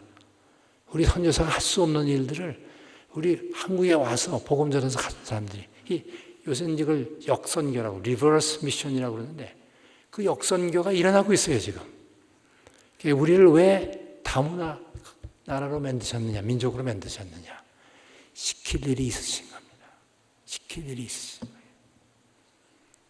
마지막으로 우리나라를 고령화 사회로 만드셨습니다. 오늘 시니어가 제목인데, 우리 어렸을 때 우리 어르신들도 다 그렇죠. 환갑이면 뭐냐, 60세 사는 게 너무 귀하니까 환갑이면 잔치를 참 크게 벌렸습니다. 요새는 좀 돈 사람 아니면 환갑 잔치 안 합니다. 우리가 보기에는 애들인데 말이죠. 60세면 애들입니다. 죄송합니다. 혹시 60세 계신 분들. 그 지금은 이제 80세도 일러요. 환갑 잔치, 뭐 환갑이 아니지만. 근데 전 세계에서 고령화 속도가 제일 빠른 나라가 우리나라입니다.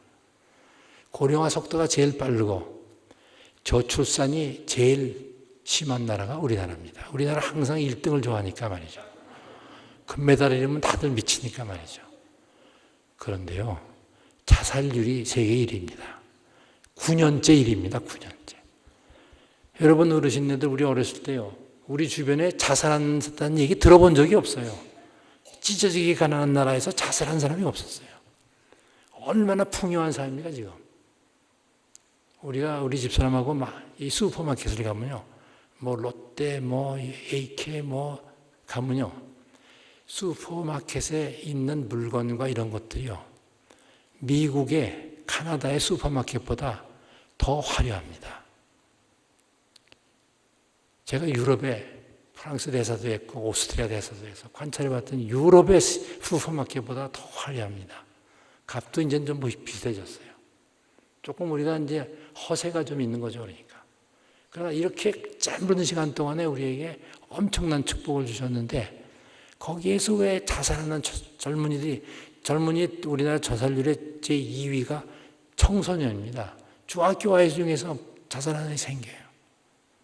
왜 이런 사회가 됐을까 말이죠.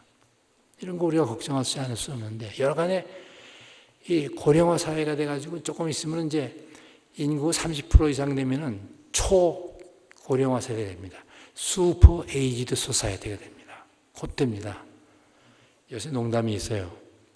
이제 한 3, 40년 후면은 노인 인구가 40%는 될 거다 하는 예측이 있고, 그러면은 노인들 당을 만들면은 그러면 대통령도 노인 중에서 나올 수 있단 말이야. 이런 농담이 다 있습니다. 이렇게 고속으로 되어 있는데, 저는 그 뒤에 하나님의 손길이 있다는 걸 발견했습니다. 그게 제가 지금 한국에서 시니어 선교화 운동을 여러 동지들과 함께하는 이유입니다. 교회가 예외입니까? 목사님이 아무리 길을 써셔도요, 교인들 나이 먹는 걸 막을 수 없어요. 그러니까 교회 안에, 조그만 교회는 1년에도 몇 명씩, 중형교회는 몇십 명씩, 대형교회는요 몇백 명씩 직장 은퇴하고 교회 장로직 뭐 이런 거 은퇴합니다. 요즘에 그 평균 연령이 지금 이제 80세까지 갔거든요. 여성분들이 조금 더 오래 살지만 요즘에 퇴직하는 나이가, 은퇴하는 나이가요 평균 55세입니다. 그러면요 은퇴하고 나서 몇 년 더 살아야 됩니까? 요즘에 정부는 또 100세 시대를 자꾸 얘기하고 있는데, 100세 시대를 지향한다면 은퇴하고 난 다음에 20년은 뭐 보통 살아야 되고, 거의 의무적으로 살아야 돼요. 병나지 않는 이상. 20년, 30년, 40년, 어떤 분 아마 50년까지 더 살아야 될 거예요. 그래서 이제 인생이 우리 어렸을 때는 한 평생이었죠. 지금은 두 평생입니다. 전반생이고 두 번생이었어요. 근데 전반생을 위해서 우리가 유치원 때부터 시작해서 얼마나 준비를 합니까? 거의 20년을 공부를 시켜요, 준비해. 후반생이 40년, 50년 남아있는데, 여러분, 은퇴한 후를 위해서 얼마나 준비를 하십니까? 저도 그냥 덜커덕 은퇴를 하니까요. 아침, 점심, 저녁을 다 우리 집사람이 딸가다 그러면서 만드는 게 도저히 며칠 가니까 못 견디겠더라고요. 할 수 없이 그냥 정처 없이 출근을 해야 됩니다. 우리 그 실정이거든요. 자, 그런데 고령화 사회 만든 하나님의 의도를, 말하자면 인생 파라다임을 전반 후반으로 만드신 하나님의 의도를 발견하기 시작한 겁니다. 여러분 목사님들 계시면은 뭐 틀림없는 얘기입니다. 그 퇴직하신 분 속에, 자, 20년, 30년, 40년 교회 섬겨서 영성면에서 정말 성숙한 분들, 교회 안에서 특히 여성분들은 섬기는 일을 20년, 30년, 40년 해서 교회 섬기는 일에는 아주 전문가가 되신 분들. 그런데 사회에 들어가면은 전문성에 있어서 최고 경지까지 간 분들. 바꾸어 얘기하면 영성과 영적 경험과 전문성이 합쳐 있는 인재가 교회 안에 늘어나고 있다는 결론이 됩니다. 물론 건강 문제도 있고 뭐 여러 가지 문제도 있어서 나이 드신 분이 다 그럴 수는 없어요. 그러나 적어도 저는 10명 중에 한 명 정도는 반드시 하나님께서 쓰시려고 몇십 년 동안 준비해 놓으신 일꾼이 있다는 것을 우리가 발견하기 시작한 겁니다. 아, 목사님들, 우리 교회에 하나님께서 오랜 세월에 걸쳐서 영성 준비시키고 전문성을 굽히신 이걸 겸비한 인재, 인적 자원을 교회 안에서 양성하고 있었구나 하는 것을 발견하는 목회자도 계시고요. 못 알아듣는 목회자들이 더 많으세요. 거기까지 눈뜰 여유가 없으시니까. 그러나 그걸 금방 알아차리는 목회자도 있습니다. 그렇지. 이게 하나님이 준비해 놓으신 인적 자원을 이제는 쓸모없는 세대처럼 경로 속에 앉히고 잘 대접은 해드리지만은 경로 관광 좀 해드리고 뭐 경로 잔치 좀 해드리고 건강 강조해드리고 하는 게 거의 대부분의 한국 교회들의 모습인 것입니다. 그래서 이제 시니어 선교 인력을 동원하는 운동이 2007년에 시작이 됐어요. 하나님께서 예수님이 뭐라고 그러셨습니까? 추수할 것은 많은데 추수할 일꾼이 적으니 일꾼을 보내달라고 주인께 여쭤라. 그 전에 우리가 생각하기를 주님께 여쭈면 하나님께서 그때부터 이제 찾으시는 줄 알았어요. 일꾼을 있을 거다. 그게 아니더라고요. 다 준비시켜 놓으셨어요. 교회 안에. 우리 모르게. 우리 시니어들 스스로도 모르게 훈련시켜 놓으셨어요. 그래서 주인에게 일꾼 보내달라고 그러시면요. 그렇지. 너희들이 그거 몰랐구나. 다 준비되어 있어. 동원만 해. 그러시는 것 같아요. 여러분, 동원할 인적 자원이 교회 안에 있는 것입니다. 그걸 찾아내서 동원하는 것이 하나님의 뜻에 순종하는 것입니다. 근데 제가 지금 뭘 생각했냐면요. 야, 이게 대개 이제 보통 60세에서 70세 사이가 정년 퇴직하신 분들에게 가장 활동하기가 좋은 연세인 것 같아요. 제가 이제 70을 넘으니까 보시는 바와 같이 이제 겉이 멀쩡하죠. 근데 이 속에 기운이 빠져가지고요. 지하철 층계를 올라가려면 옛날엔 후루룩 올라가는데 60대는 70세 넘으니까 중간에 한번 쉬고 이러고 이제 올라가게 됐습니다. 역시 그 연령은 있는 거니까요. 그러나 그 인력들을 그렇게 준비해 놓으셨는데 교회에서 그냥 사장을 시키고 있다. 제가 경제학자한테 부탁해서 이 사장하고 있는 인적 자원을 GNP 계산에 넣어보라 그러면 내 생각에 몇백억이 나올 것 같습니다. 몇백억의 일정 자원이 그냥 사장되고 있고 완전히 무용지물로 제껴놓고 있는 게 아닌가 말이죠. 그래서 저희가 운동을 시작해가지고 지금 수도권 물론이고요. 지금 대전, 광주, 여수, 순천, 목포, 대구, 부산, 춘천 이런데 시니어 선교회가 다 지방 자주적으로 발족을 했어요. 그리고 자기네들끼리 시니어 선교 학교를 시작해가지고서 그분들을 다 훈련을 시킵니다. 그런데 이제 그렇게 해가지고서 시니어 인적 자원을 동원할 차별하고 나니까 이게 서플라이, 공급은 있는데 수요가 있는가를 파악해야겠어서 과학적으로 해야 되니까. 그래서 2006년과 2010년에 두 번에 걸쳐서 한국의 크림이라는 연구소에 부탁해가지고 실제 선교지 조사를 했습니다. 선교단체에 내가 부탁해가지고 당신네들이 보낸 한국 선교사들이, 젊은 선교사들이 시니어 전문인들을 얼만큼 필요로 하고 있는가를 조사했어요. 놀랍게도 30개 단체가 대답을 해왔는데요. 1000몇백 개의 자리가 시니어들이 해주실 자리가 있다는 것이 통계적으로 나왔습니다.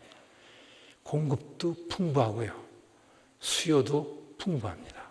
직종이요. 19개 직종이에요. 심지어 미용사, 자동차 정비, 전기공부터 시작해서 물론 의사, 간호사, 유치원 선생, 중고등학교 선생, 대학 교수, 비즈니스맨.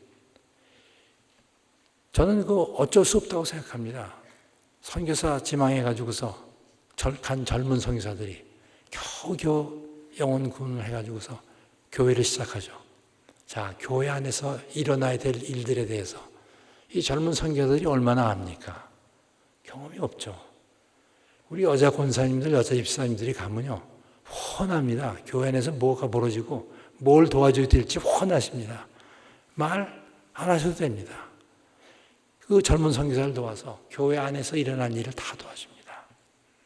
특히 후진국일수록 아녀자들, 여성의 지위가 형편없거든요. 여러분, 제 딸이 있는 그 긴이라는 땅에 그 오지에 가보니까요. 그 동네마다 영아 사망률이 50% 이상입니다. 애 낳을 때 산모 죽고 애기 죽고 그래요.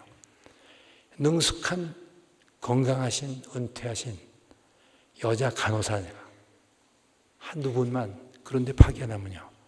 동네 다니면서 돌아다니면서 임산부들 케어해 주시고 영양 잘 섭취하게 해주고 출산할 때 출산 과정을 지켜봐서 아기도 살리고 산모도 살리고 산후 조절을 잘 시켜서 산모가 끝까지 건강하게 해주고 그 나라가 머슬림 나라인데요. 만일에 그런 일을 그 간호사께서 말 없이 가서 웃으면서 해주면은 아니 자기 동네에 여자가 몇 명이 그 여자 살아났다. 아기가 몇 명이 살아났다. 이제 우리 동네에는 출산 중에 죽는 아기가 없다.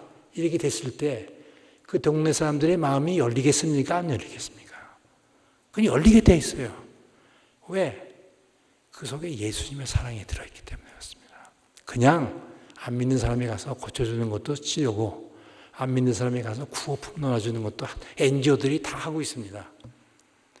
그러나 우리 믿는 사람이 가서 하는 것은요, 예수님의 마음을 보여주는 겁니다. 아까 말씀드린 예수님의 증인이 되는 겁니다. 말로도 아니요, 설득력으로도 아니요, 뭐 돈을 많이 주고 원조를 많이 줘서가 아니고, 우리가 보여주는 모습이 예수님의 모습에 닮아갈 때 그 사람들에게 예수님에게 접근해 올 수 있는 마음의 자세가 생기는 겁니다. 선교사 능력으로 합니까? 선교사의 입심으로 합니까? 거기까지 가면요, 성령께서 역사하시는 겁니다. 여러분, 우리가 예수 믿게 되는 게요, 우리가 뭐 알아서 이게 깨달아서 되는 겁니까? 목사님 설교 듣고 예수 믿게 되는 건 아닙니다. 그 설교수를 듣는 사람 속에서 일하시는 성령님. 그러니까 이 사도행전 8장이 뭐라고 그랬습니까? 내가 제일 먼저 가라는 소리가 먼저 있지 않지 않습니까? 너희들이 성령을 받으면, 그 얘기 뭐냐면 너희들의 능력으로 할 생각하지 마. 하물며 너희들 돈으로 할 생각하지 맙니다. 여러분, 한국 상당수의 교회가요, 예산이 없어서 못한다고 그러고요, 외환위기가 났을 때 제일 먼저 끊는 돈이요, 선교사한테 보내는 겁니다. 쉽게 끊을 수 있었어요. 선교사한테 보내는 돈을 끊는다는 건요, 그 선교사가 영혼을 구원하기 위해서 겨우 만들어 놓은 그 통로를 교회가 돈의 이름으로 막아버리는 겁니다. 영혼을 죽이는 일입니다. 이 일을 한국교회가 태어나게 했다고요. 1997년 외환위기 때. 돈이 아닙니다, 돈이. 내 나라와 의를 구하면 너에게 필요한 것을 다 공급해 주시다는 말은 하면서도, 아이, 그래도 예산을 많이 모아야지, 돈을 많이 모아야지. 돈이요? 하나님이 돈에 구애받는 분이십니까? 그런데 그게 결국 이 문명, 서양 문명, 자본주의 사회, 세속에 우리 교회가 물들기 시작했다는 걸 여러분 의미하는 게 아니라 한국 교회 얘기라는 겁니다. 물들기 시작한 겁니다. 뭐든지 주판을 놓고 컴퓨터에 놓고 계산해 봅니다. 계산이 안 맞으면 안 된다? 그건 자기 능력으로 하려고 생각하기 때문에 그러는 거죠. 돈의 능력이 된다고 하죠. 선교는 돈이 있어야 된다고 생각하죠. 그거 깨뜨려야 됩니다. 그 생각을. 아주 성령님을 무시하는 겁니다. 하나님이 하시고자 하는 의도를 정면으로 저항하는 겁니다. 그 일을 가장 잘 하실 수 있는 분들이요, 역시 교회에서 오랫동안 경험을 하시고 영성이 깊어지신 시니어들입니다. 그래서 시니어 인적 자원을 하나님이 지금 원하시는 게요, 비록 그분들을 인적 자원으로서 선교지도 보내고, 한국의 경우는 지금 이주민, 한국에 와 있는 외국인 도와주는 일로 교회들이 굉장히 바빠졌습니다. 하나님이 원하시는 겁니다. 예수님이 찾아가신 제일 가난한 자, 소외된 자, 불쌍한 자들이 우리 주변에 있는데, 교회가 한참 동안 외면나가고 있었어요. 내일이 아니라 그랬습니다. 하나님이 깨우쳐 주셨죠.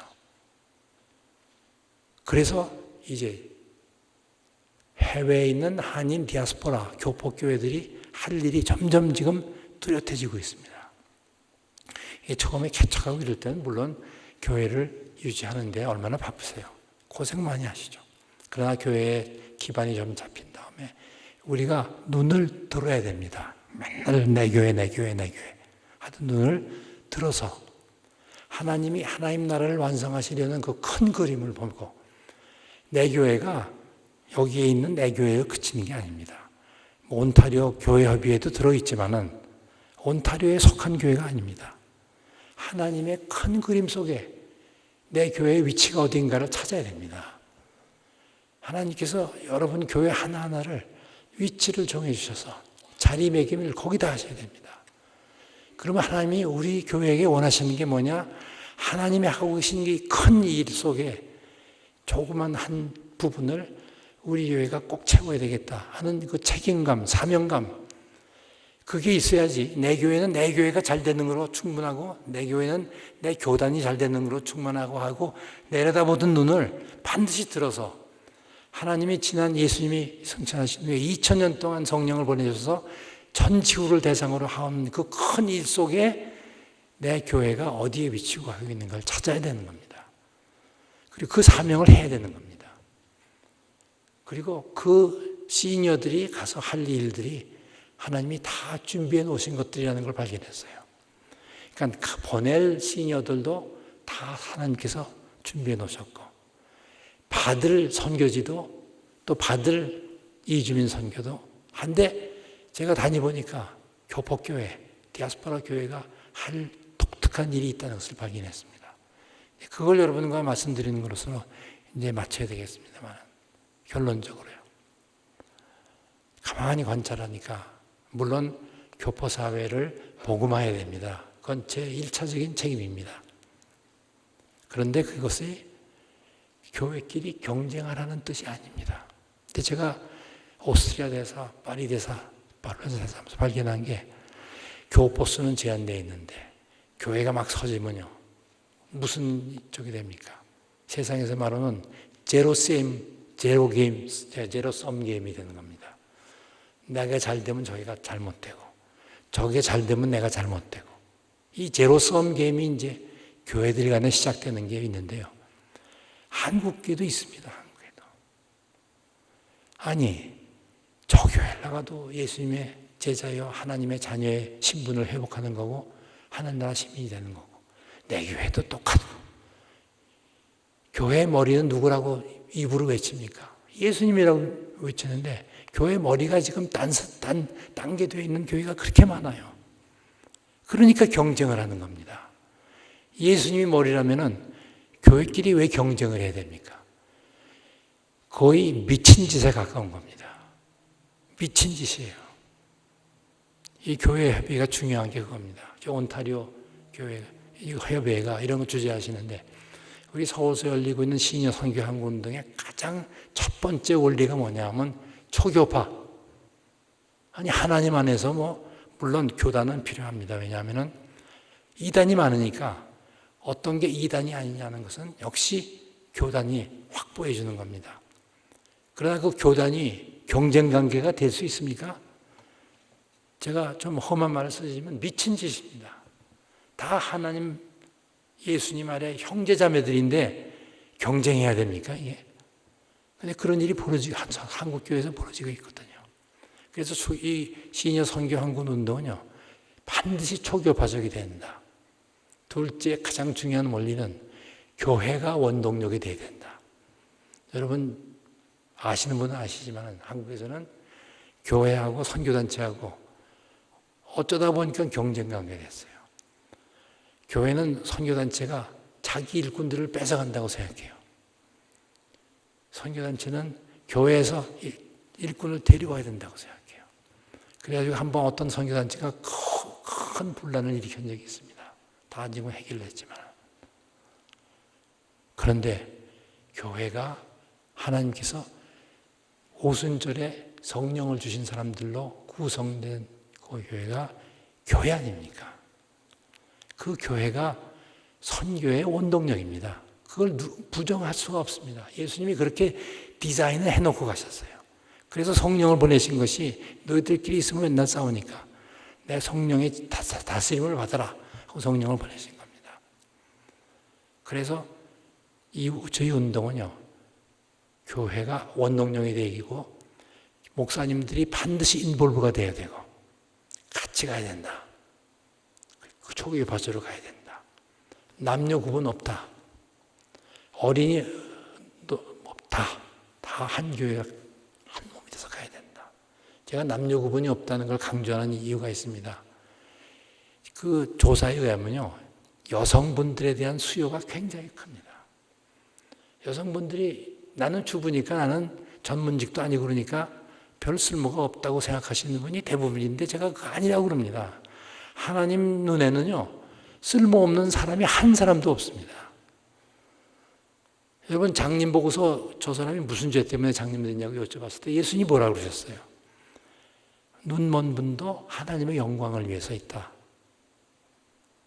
장애인, 여자건 남자건 애건 어른이건 다 하나님 앞에서 쓸모가 있습니다. 오늘 읽은 성경 구절이 그겁니다.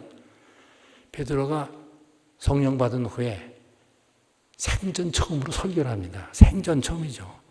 예수님 계실 때야 베드로가 선교할 수도 없고 그래서 선교할 능력도 없는데 예수님이 이제 승천하시고 난 다음엔 어떡합니까?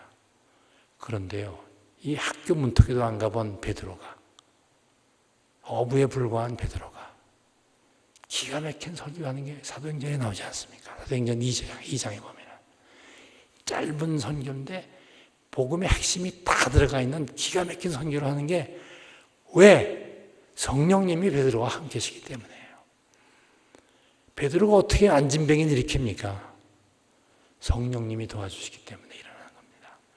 선교는 성령님이 하시는 거고 그 길을 열어드리고 성령님이 앞장서서 하는 게 선교사예요. 우리 예수님의 증인들이 하는 일인 것입니다. 그래서 성령님이 하시는 운동에 이 시니어 선교학 운동은 성령님이 하시는 운동이다 하는 정신을 가지고 이 운동이 퍼져가고 있습니다. 지금. 그래서 이제 한국에서도 많이 퍼져가고 있는데요. 아까 말씀드리다 이제 많았습니다만 곧 끝내야겠네요. 이 디아스포라 교회, 특별히 선진국에 와 있는 디아스포라 교회에 주신 사명이 있고 후진국, 어려운 아프리카 이런 데 간 디아스포라 교회에게 주신 사명이 다르더라고요.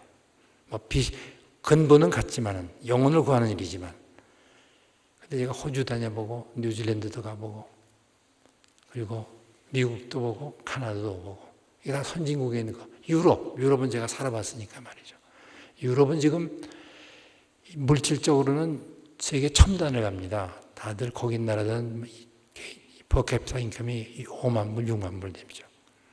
그런데 뚜껑을 열어보니까 영적, 정신적으로는 거의 파산 상태입니다. 그러니까 거기에 있는 한인교회, 토론토, 카나다에 있는 한인교회, 미국, 호주, 이렇게 전통적인 소위 그 영어로 크리스텐덤에 속한 전통적인 기독교권 국가가 지금 다 기울고 있습니다. 다 기울고 있어요. 프랑스고 오스트리아고 큰 교회, 멋있는 교회 들어가 보면요. 나이 드신 분 몇 명밖에 안 남아 있습니다. 젊은이는 뭐 그림자도 없고요. 이런 데 와서 교포교회가 할 일이 있다는 것을 하나님께서 조금씩 가르쳐 주고 계십니다. 첫째는 물론 교포입니다. 그러나 그 두 번째에 눈을 돌리지 않으면 하나님께서 여러분을 이 땅에 보내신 중요한 목적을 혹시 잊어버리지 않을까 그런 생각을 제 개인적으로 하는데요. 그게 뭐냐면 소수민족 선교입니다. 소수민족이 제일 많이 모여있는 데가 카나다라고 합니다. 호주에 갔더니 호주가요 최근에 거의 카나다만큼 다민족 사회가 됐어요.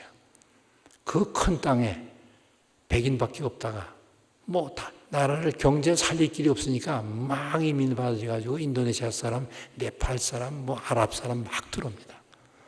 근데 거기에서 몇 개 교회가 눈을 떠가지고 하나님의 사명에 눈을 떠가지고 소수민족 사역을 시작합니다.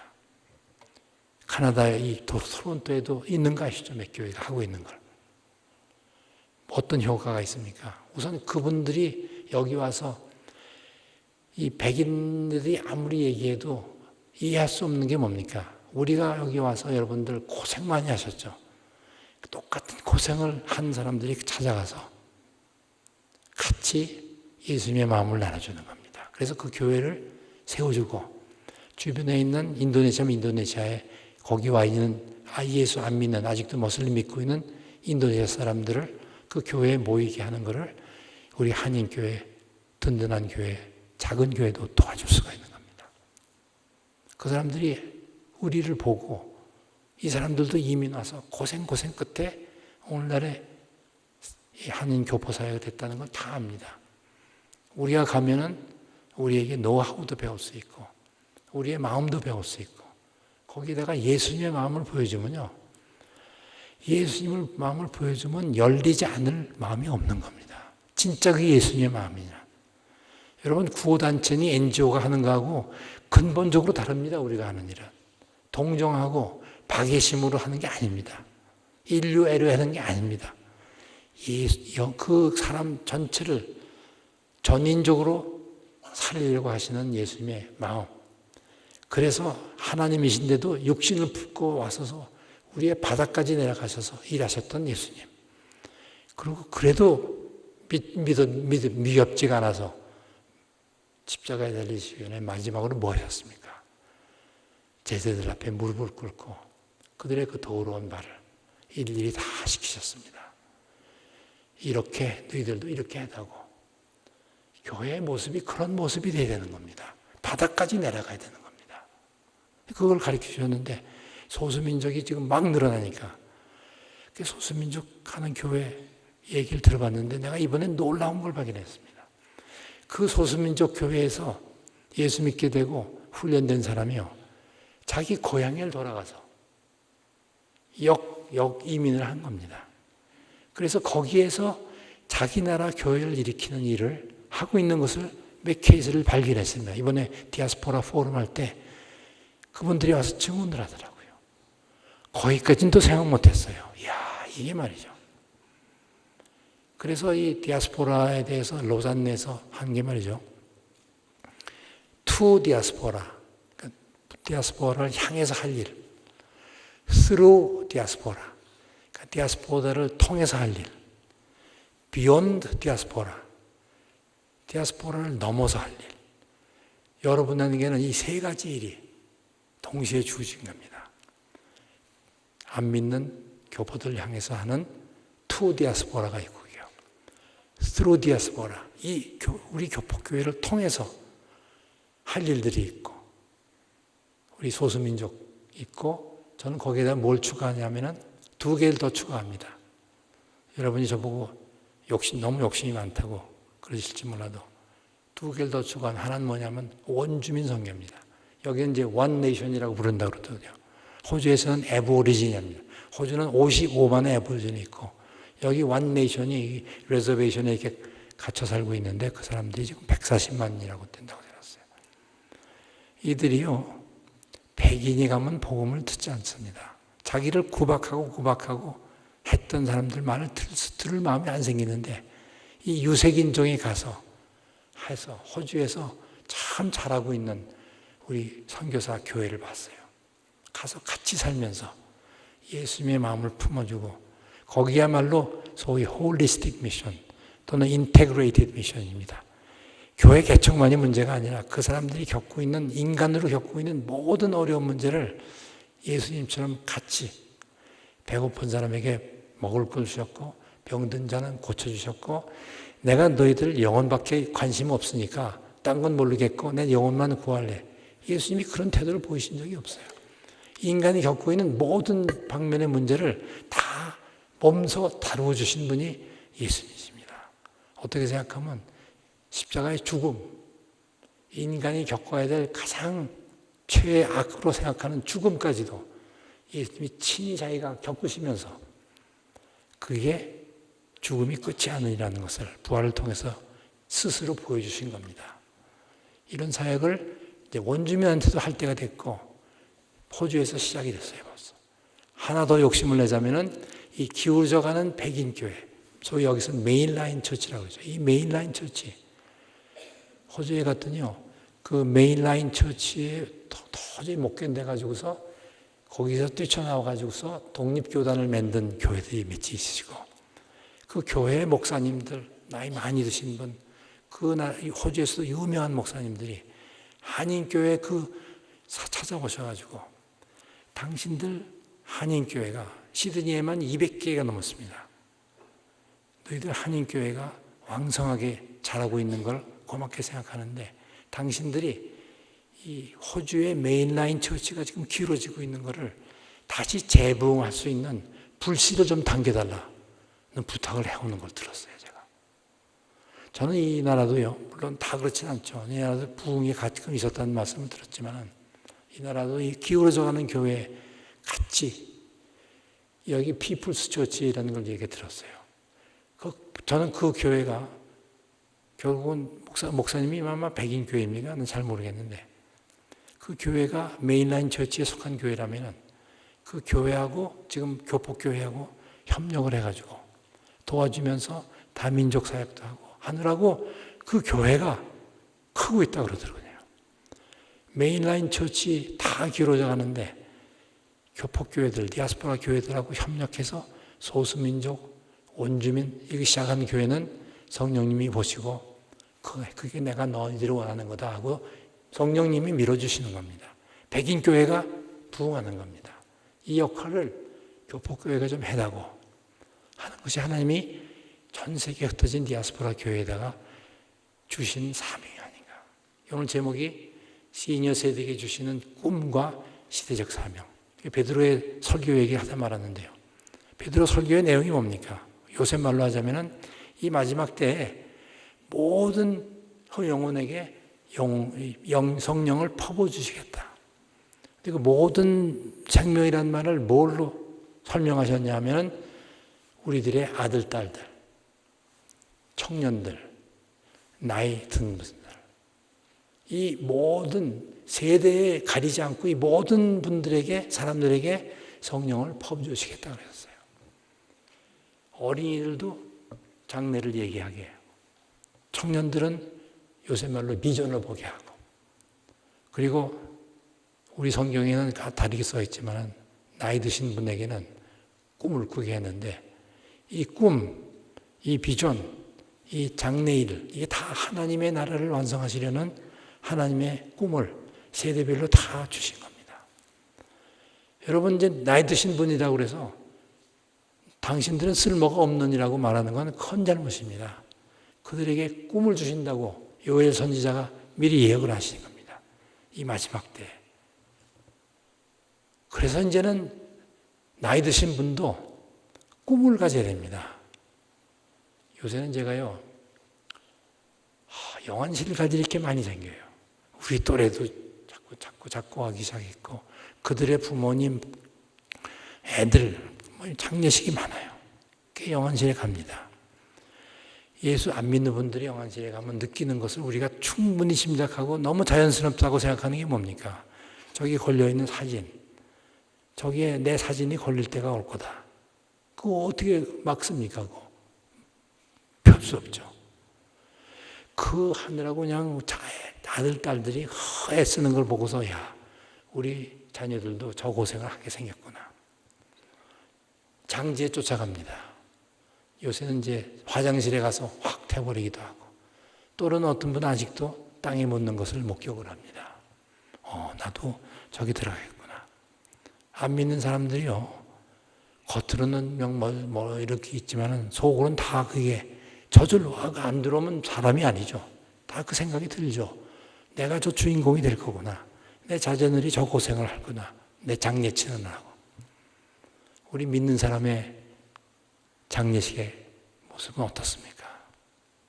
우리는 지금도 하나님께서, 저는 지금도 그냥 하루하루를 하나님께서 나를 더 빚어가시고, 더 다듬어 가시고, 더 성장시키시고, 더 예수로 닮게 하시고, 내가 잘못하면 고쳐주시고 하는 그 과정이요, 우리가 하나님이 데려가실 때까지 계속되는 겁니다. 그러니까 우리의 삶은요, 계속 자라나고 마치 싹이 나고 꽃이 피고 열매 맺는 과정처럼 계속 자라나는 과정입니다. 하나님 안에서 성령님이 도우심으로. 그 다음에 뭡니까? 그렇게 해서 우리를 빚어가시면서 하나님이 우리가 순종만 하면은, 그럼 너가 이것 좀 해줄래? 너희 세대가, 장로님들, 나이 드신 분들, 우리 세대를 쓰셔서 한국의 복음화와 한국의 근현대화를 이룩하셨기 때문에 우리 세대는 그 공로자들입니다. 그런데 요새는 뭐라고 그러시냐면, 얘들아, 너 나이 먹었지만 한 번 더 좀 일 좀 해줄래? 요새 그러시는 거예요. 물론 다 사정이 다르니까 전부는 그렇게 할 수 없습니다. 그러나 건강하신 분들, 그리고 아직도 깨어 계신 분들에게 너희 세대에 한참 노력해서 이 정도 하긴 했는데 수고 많았다. 그렇지만 내가 너 생명을 조금 더 연장해 줄 테니까 내 일 좀 더 해줄래? 그게 주님이 우리들을 부르시는 목성음성입니다. 그게 우리 세대에게 주시는 꿈입니다. 그게 우리에게 주시는 또 다시 우리를 쓰시려는 사명인 것입니다. 그걸 듣고서 가만히 있을 수 없죠. 그래서 힘 잘하는 데까지. 절대로 뭐 장기 선교 나가는 얘기 아니죠. 선교지에 갈 수 있는 분들은 가서 6개월도 적고 1개월도 적고 가서 젊은 선교사들을 쓰다듬어주고 세워주고 또 주변에 있는 한국 경우에는 이주민들, 외국 사람들, 국제결혼해서 고생하고 있는 사람들한테 여자분들이 가셔서 따뜻하게 위로해주고 등을 두들겨주고 필요한 게 있으면 도와주고 그리고 이제 여러분 경우에는 여기 있는 이주민들 그거 다 남의 일이라고 나도 고생했으니까 너희들 고생해봐 뭐 이런 마음도 좀 있긴 있죠. 그게 아니라 다 그 사람들을 해서 그들의 영혼도 좀 구원하고 싶다는 하나님의 그 안타까우심을 우리도 공유하고 그리고 원주민들 제가 그 호주에서 아이보리진 얘기 들으니까요 1963년까지 법적으로 인간이 아니었대요. 애보리진들은. 그러니까 인간으로 취급을 안 한 겁니다. 우리나라에 와서 그 전사한 516명 중에 애보리진이 몇이 있대요. 근데 인간이 아니었기 때문에 이름도 없고 그러니까 할 수 없이 그냥 적당한 이름을 붙여가지고서 그들의 피가 그 애보리진의 피가 우리를 살린 피였었다고요. 그들을 위해서 할 수 있는 거, 뭐 엄청난 일을 하는 것이 아닙니다. 단돈 10불이라도, 단돈 50불이라도 그들을 위해서 쓸 수도 있고 다른 것보다는요, 기도입니다. 우리가 기도를 대개는 얕잡습니다. 중보기도 하려고 그럴 때 이름만 외고 맙니다. 우리 김하중 대사 저 후배지만은 저거 친하게 지내는데 그분은 중국 지도자 처음에는 40명, 나중에는 80명의 명단을 놓고요. 한 사람 한 사람을 놓고 뜨겁게 기도를 합니다. 그러다가 어떤 사람 기도할 때는 갑자기 몸이 아프기도 하고 결리는 것 같기도 하다 그래요. 그러면 그 사람한테 무슨 문제가 있는 거예요. 그래서 그 사람을 치료해주고 고쳐준 그런 간증이 있습니다. 이 기도가 확실히 하나님이 응답해 주시기로 다 약속이 되어 있는데 우리는 그저 글쎄 뭐 어떤 때는 뭐 내가 한번 기도해도 안 들어주셔? 안 들으시고 딴 걸로 주시려고 준비하고 있는지 어떻게 합니까 우리가? 그분이 우리 기도를 들으실 분인데 우리가 그 기도를 믿는 확신이 때때로는 약해지는 겁니다. 왜? 세속적으로 생각하니까 뭐 하나님이 잊어버리실 수도 있고 하나님이 안 들으실 수도 있다. 귀신들이나 그렇죠. 옛날 정령들이나 그랬죠. 우리 하나님은 우리 기도를 요만한 아이의 기도도 다 들으시고 다 응답하시는 분입니다. 응답하는 방법이 달라서 그렇지. 그걸 우리가 몰라서 그렇지 말이죠. 그리고 그 여분이 나이 드신 분이요. 나는 그런 건 할 수 없어. 난 쓸모없어. 여성분들이 나는 주부이기 때문에 난 아무것도 할 수 없어. 여러분 주부가요. 일생 동안 집에서 살림하고 애 키우고 해서 집안 살림의 전문인입니다. 전문인. 그게 선교제에 가면 귀중한 자료, 쓸모가 있는 수단을 갖고 계신 겁니다. 나이 드신 분들 기동이 어렵다? 기도입니다. 기도.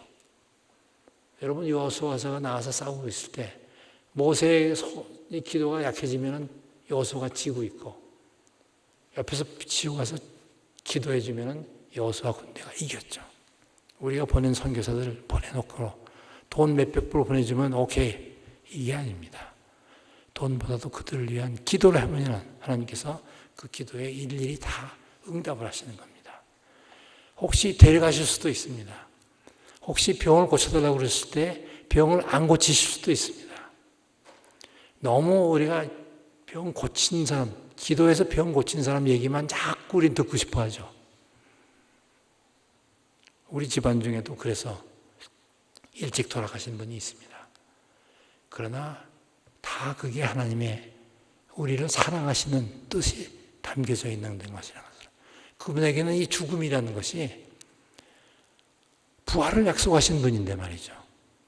아까도 말씀드리다 말했지만 우리의 인생길은요, 묘지를 향해서 가는, 땅을 향해서 가는 길이 아니라고요. 예수 믿는 사람들에게는 정말 하나님이 나를 더 빚어가시고 쓸모가 있으면 쓰시고, 그래서 마침내 우리가 이 세상에서의 명을 하나님의 뜻에 따라서 마치고 갔을 때 착하고 신실한 종아 잘하였다. 그게 맞아주신 하나님을 향해서 우리가 가는 행진이거든요. 이게 어떻게 우울한 여생이 될 수가 있습니까? 이게 어떻게 그냥 허송세월하는 여생이 될 수 있습니까? 몸이 약하면 기도라도 하시는 겁니다. 들어주신다는 확신을 가지고 말이죠. 선교지의 선교사님들을 위해서, 우리 교회의 무슨 프로젝트를 위해서, 목사님을 위해서. 그 기도가 아이고 많은 사람이 목사님 위해서 기도하는데 나 정도 안 해도 되겠지. 아닙니다. 다 들어주시는 겁니다. 특히 젊은이들에게, 저는 오늘 이렇게 젊은이들이 몇이 있는데, 아이고 제가 너무 오래 기도하는군요. 제가 이제 곧 마치겠습니다. 젊은이들에게 오늘 여러분과 나눈 이 얘기, 한민족을 하나님이 어떻게 복음을 주셔서 어떻게 복음화와 근현대화 과정을 직접 개입하셔서 마치 광야에서 계속해서 이스라엘 행진에 같이 가시면서 먹을 걸 주시고 마실 걸 주시고 홍해를 건너게 하신 그 하나님처럼 이제 새 언약의 주인공이 된 우리들, 예수 믿게 된 우리들을 위해서 향해서 하나님이 개입해 오신 일들을 차세대에게 안 가르쳐 주는 것이 우리의 큰 잘못입니다.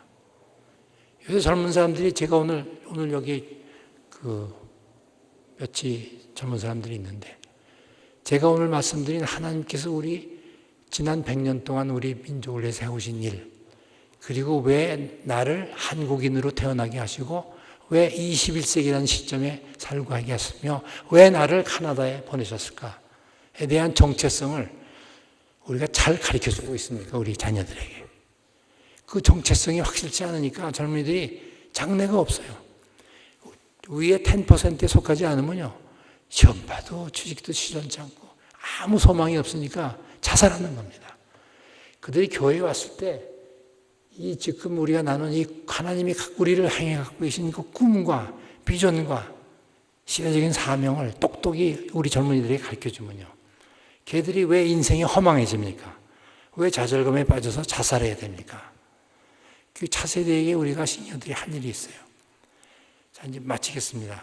우리에게 주신 교포 디아포노 사명이 교포사회 복음화, 소수민족을 위한 우리들의 기여, 그 다음에 원주민들을 위한 우리들의 하나님이 하시는 일을 도와드리는 일, 그리고 마침내 이 메인라인 처치가 어지러워지는 것을 일으켜주는 불씨 역할을 하는 일, 그리고 마지막에 붙이고 싶은 것이 우리 차세대들에게, 우리 세대가 겪으면서도 깨닫지 못했던 이 하나님의 손길을 우리가 깨달았으면 그걸 우리 차세들이 가르쳐줘가지고 그들이 정체성을 갖게 되고 실제로 목적이 이끄는 삶을 발견하게 되고, 그래서 희망에 차서 하나님이 자기에게 주신 탤런트를 발휘하면서 열심히 사는 그런 우리 자녀들로 변화시키는 그 일을 우리 시니어 세대가 해야 되지 않겠는가, 그런 말씀을 드리겠습니다. 그래서 이제 저는 이제 그냥 희망상으로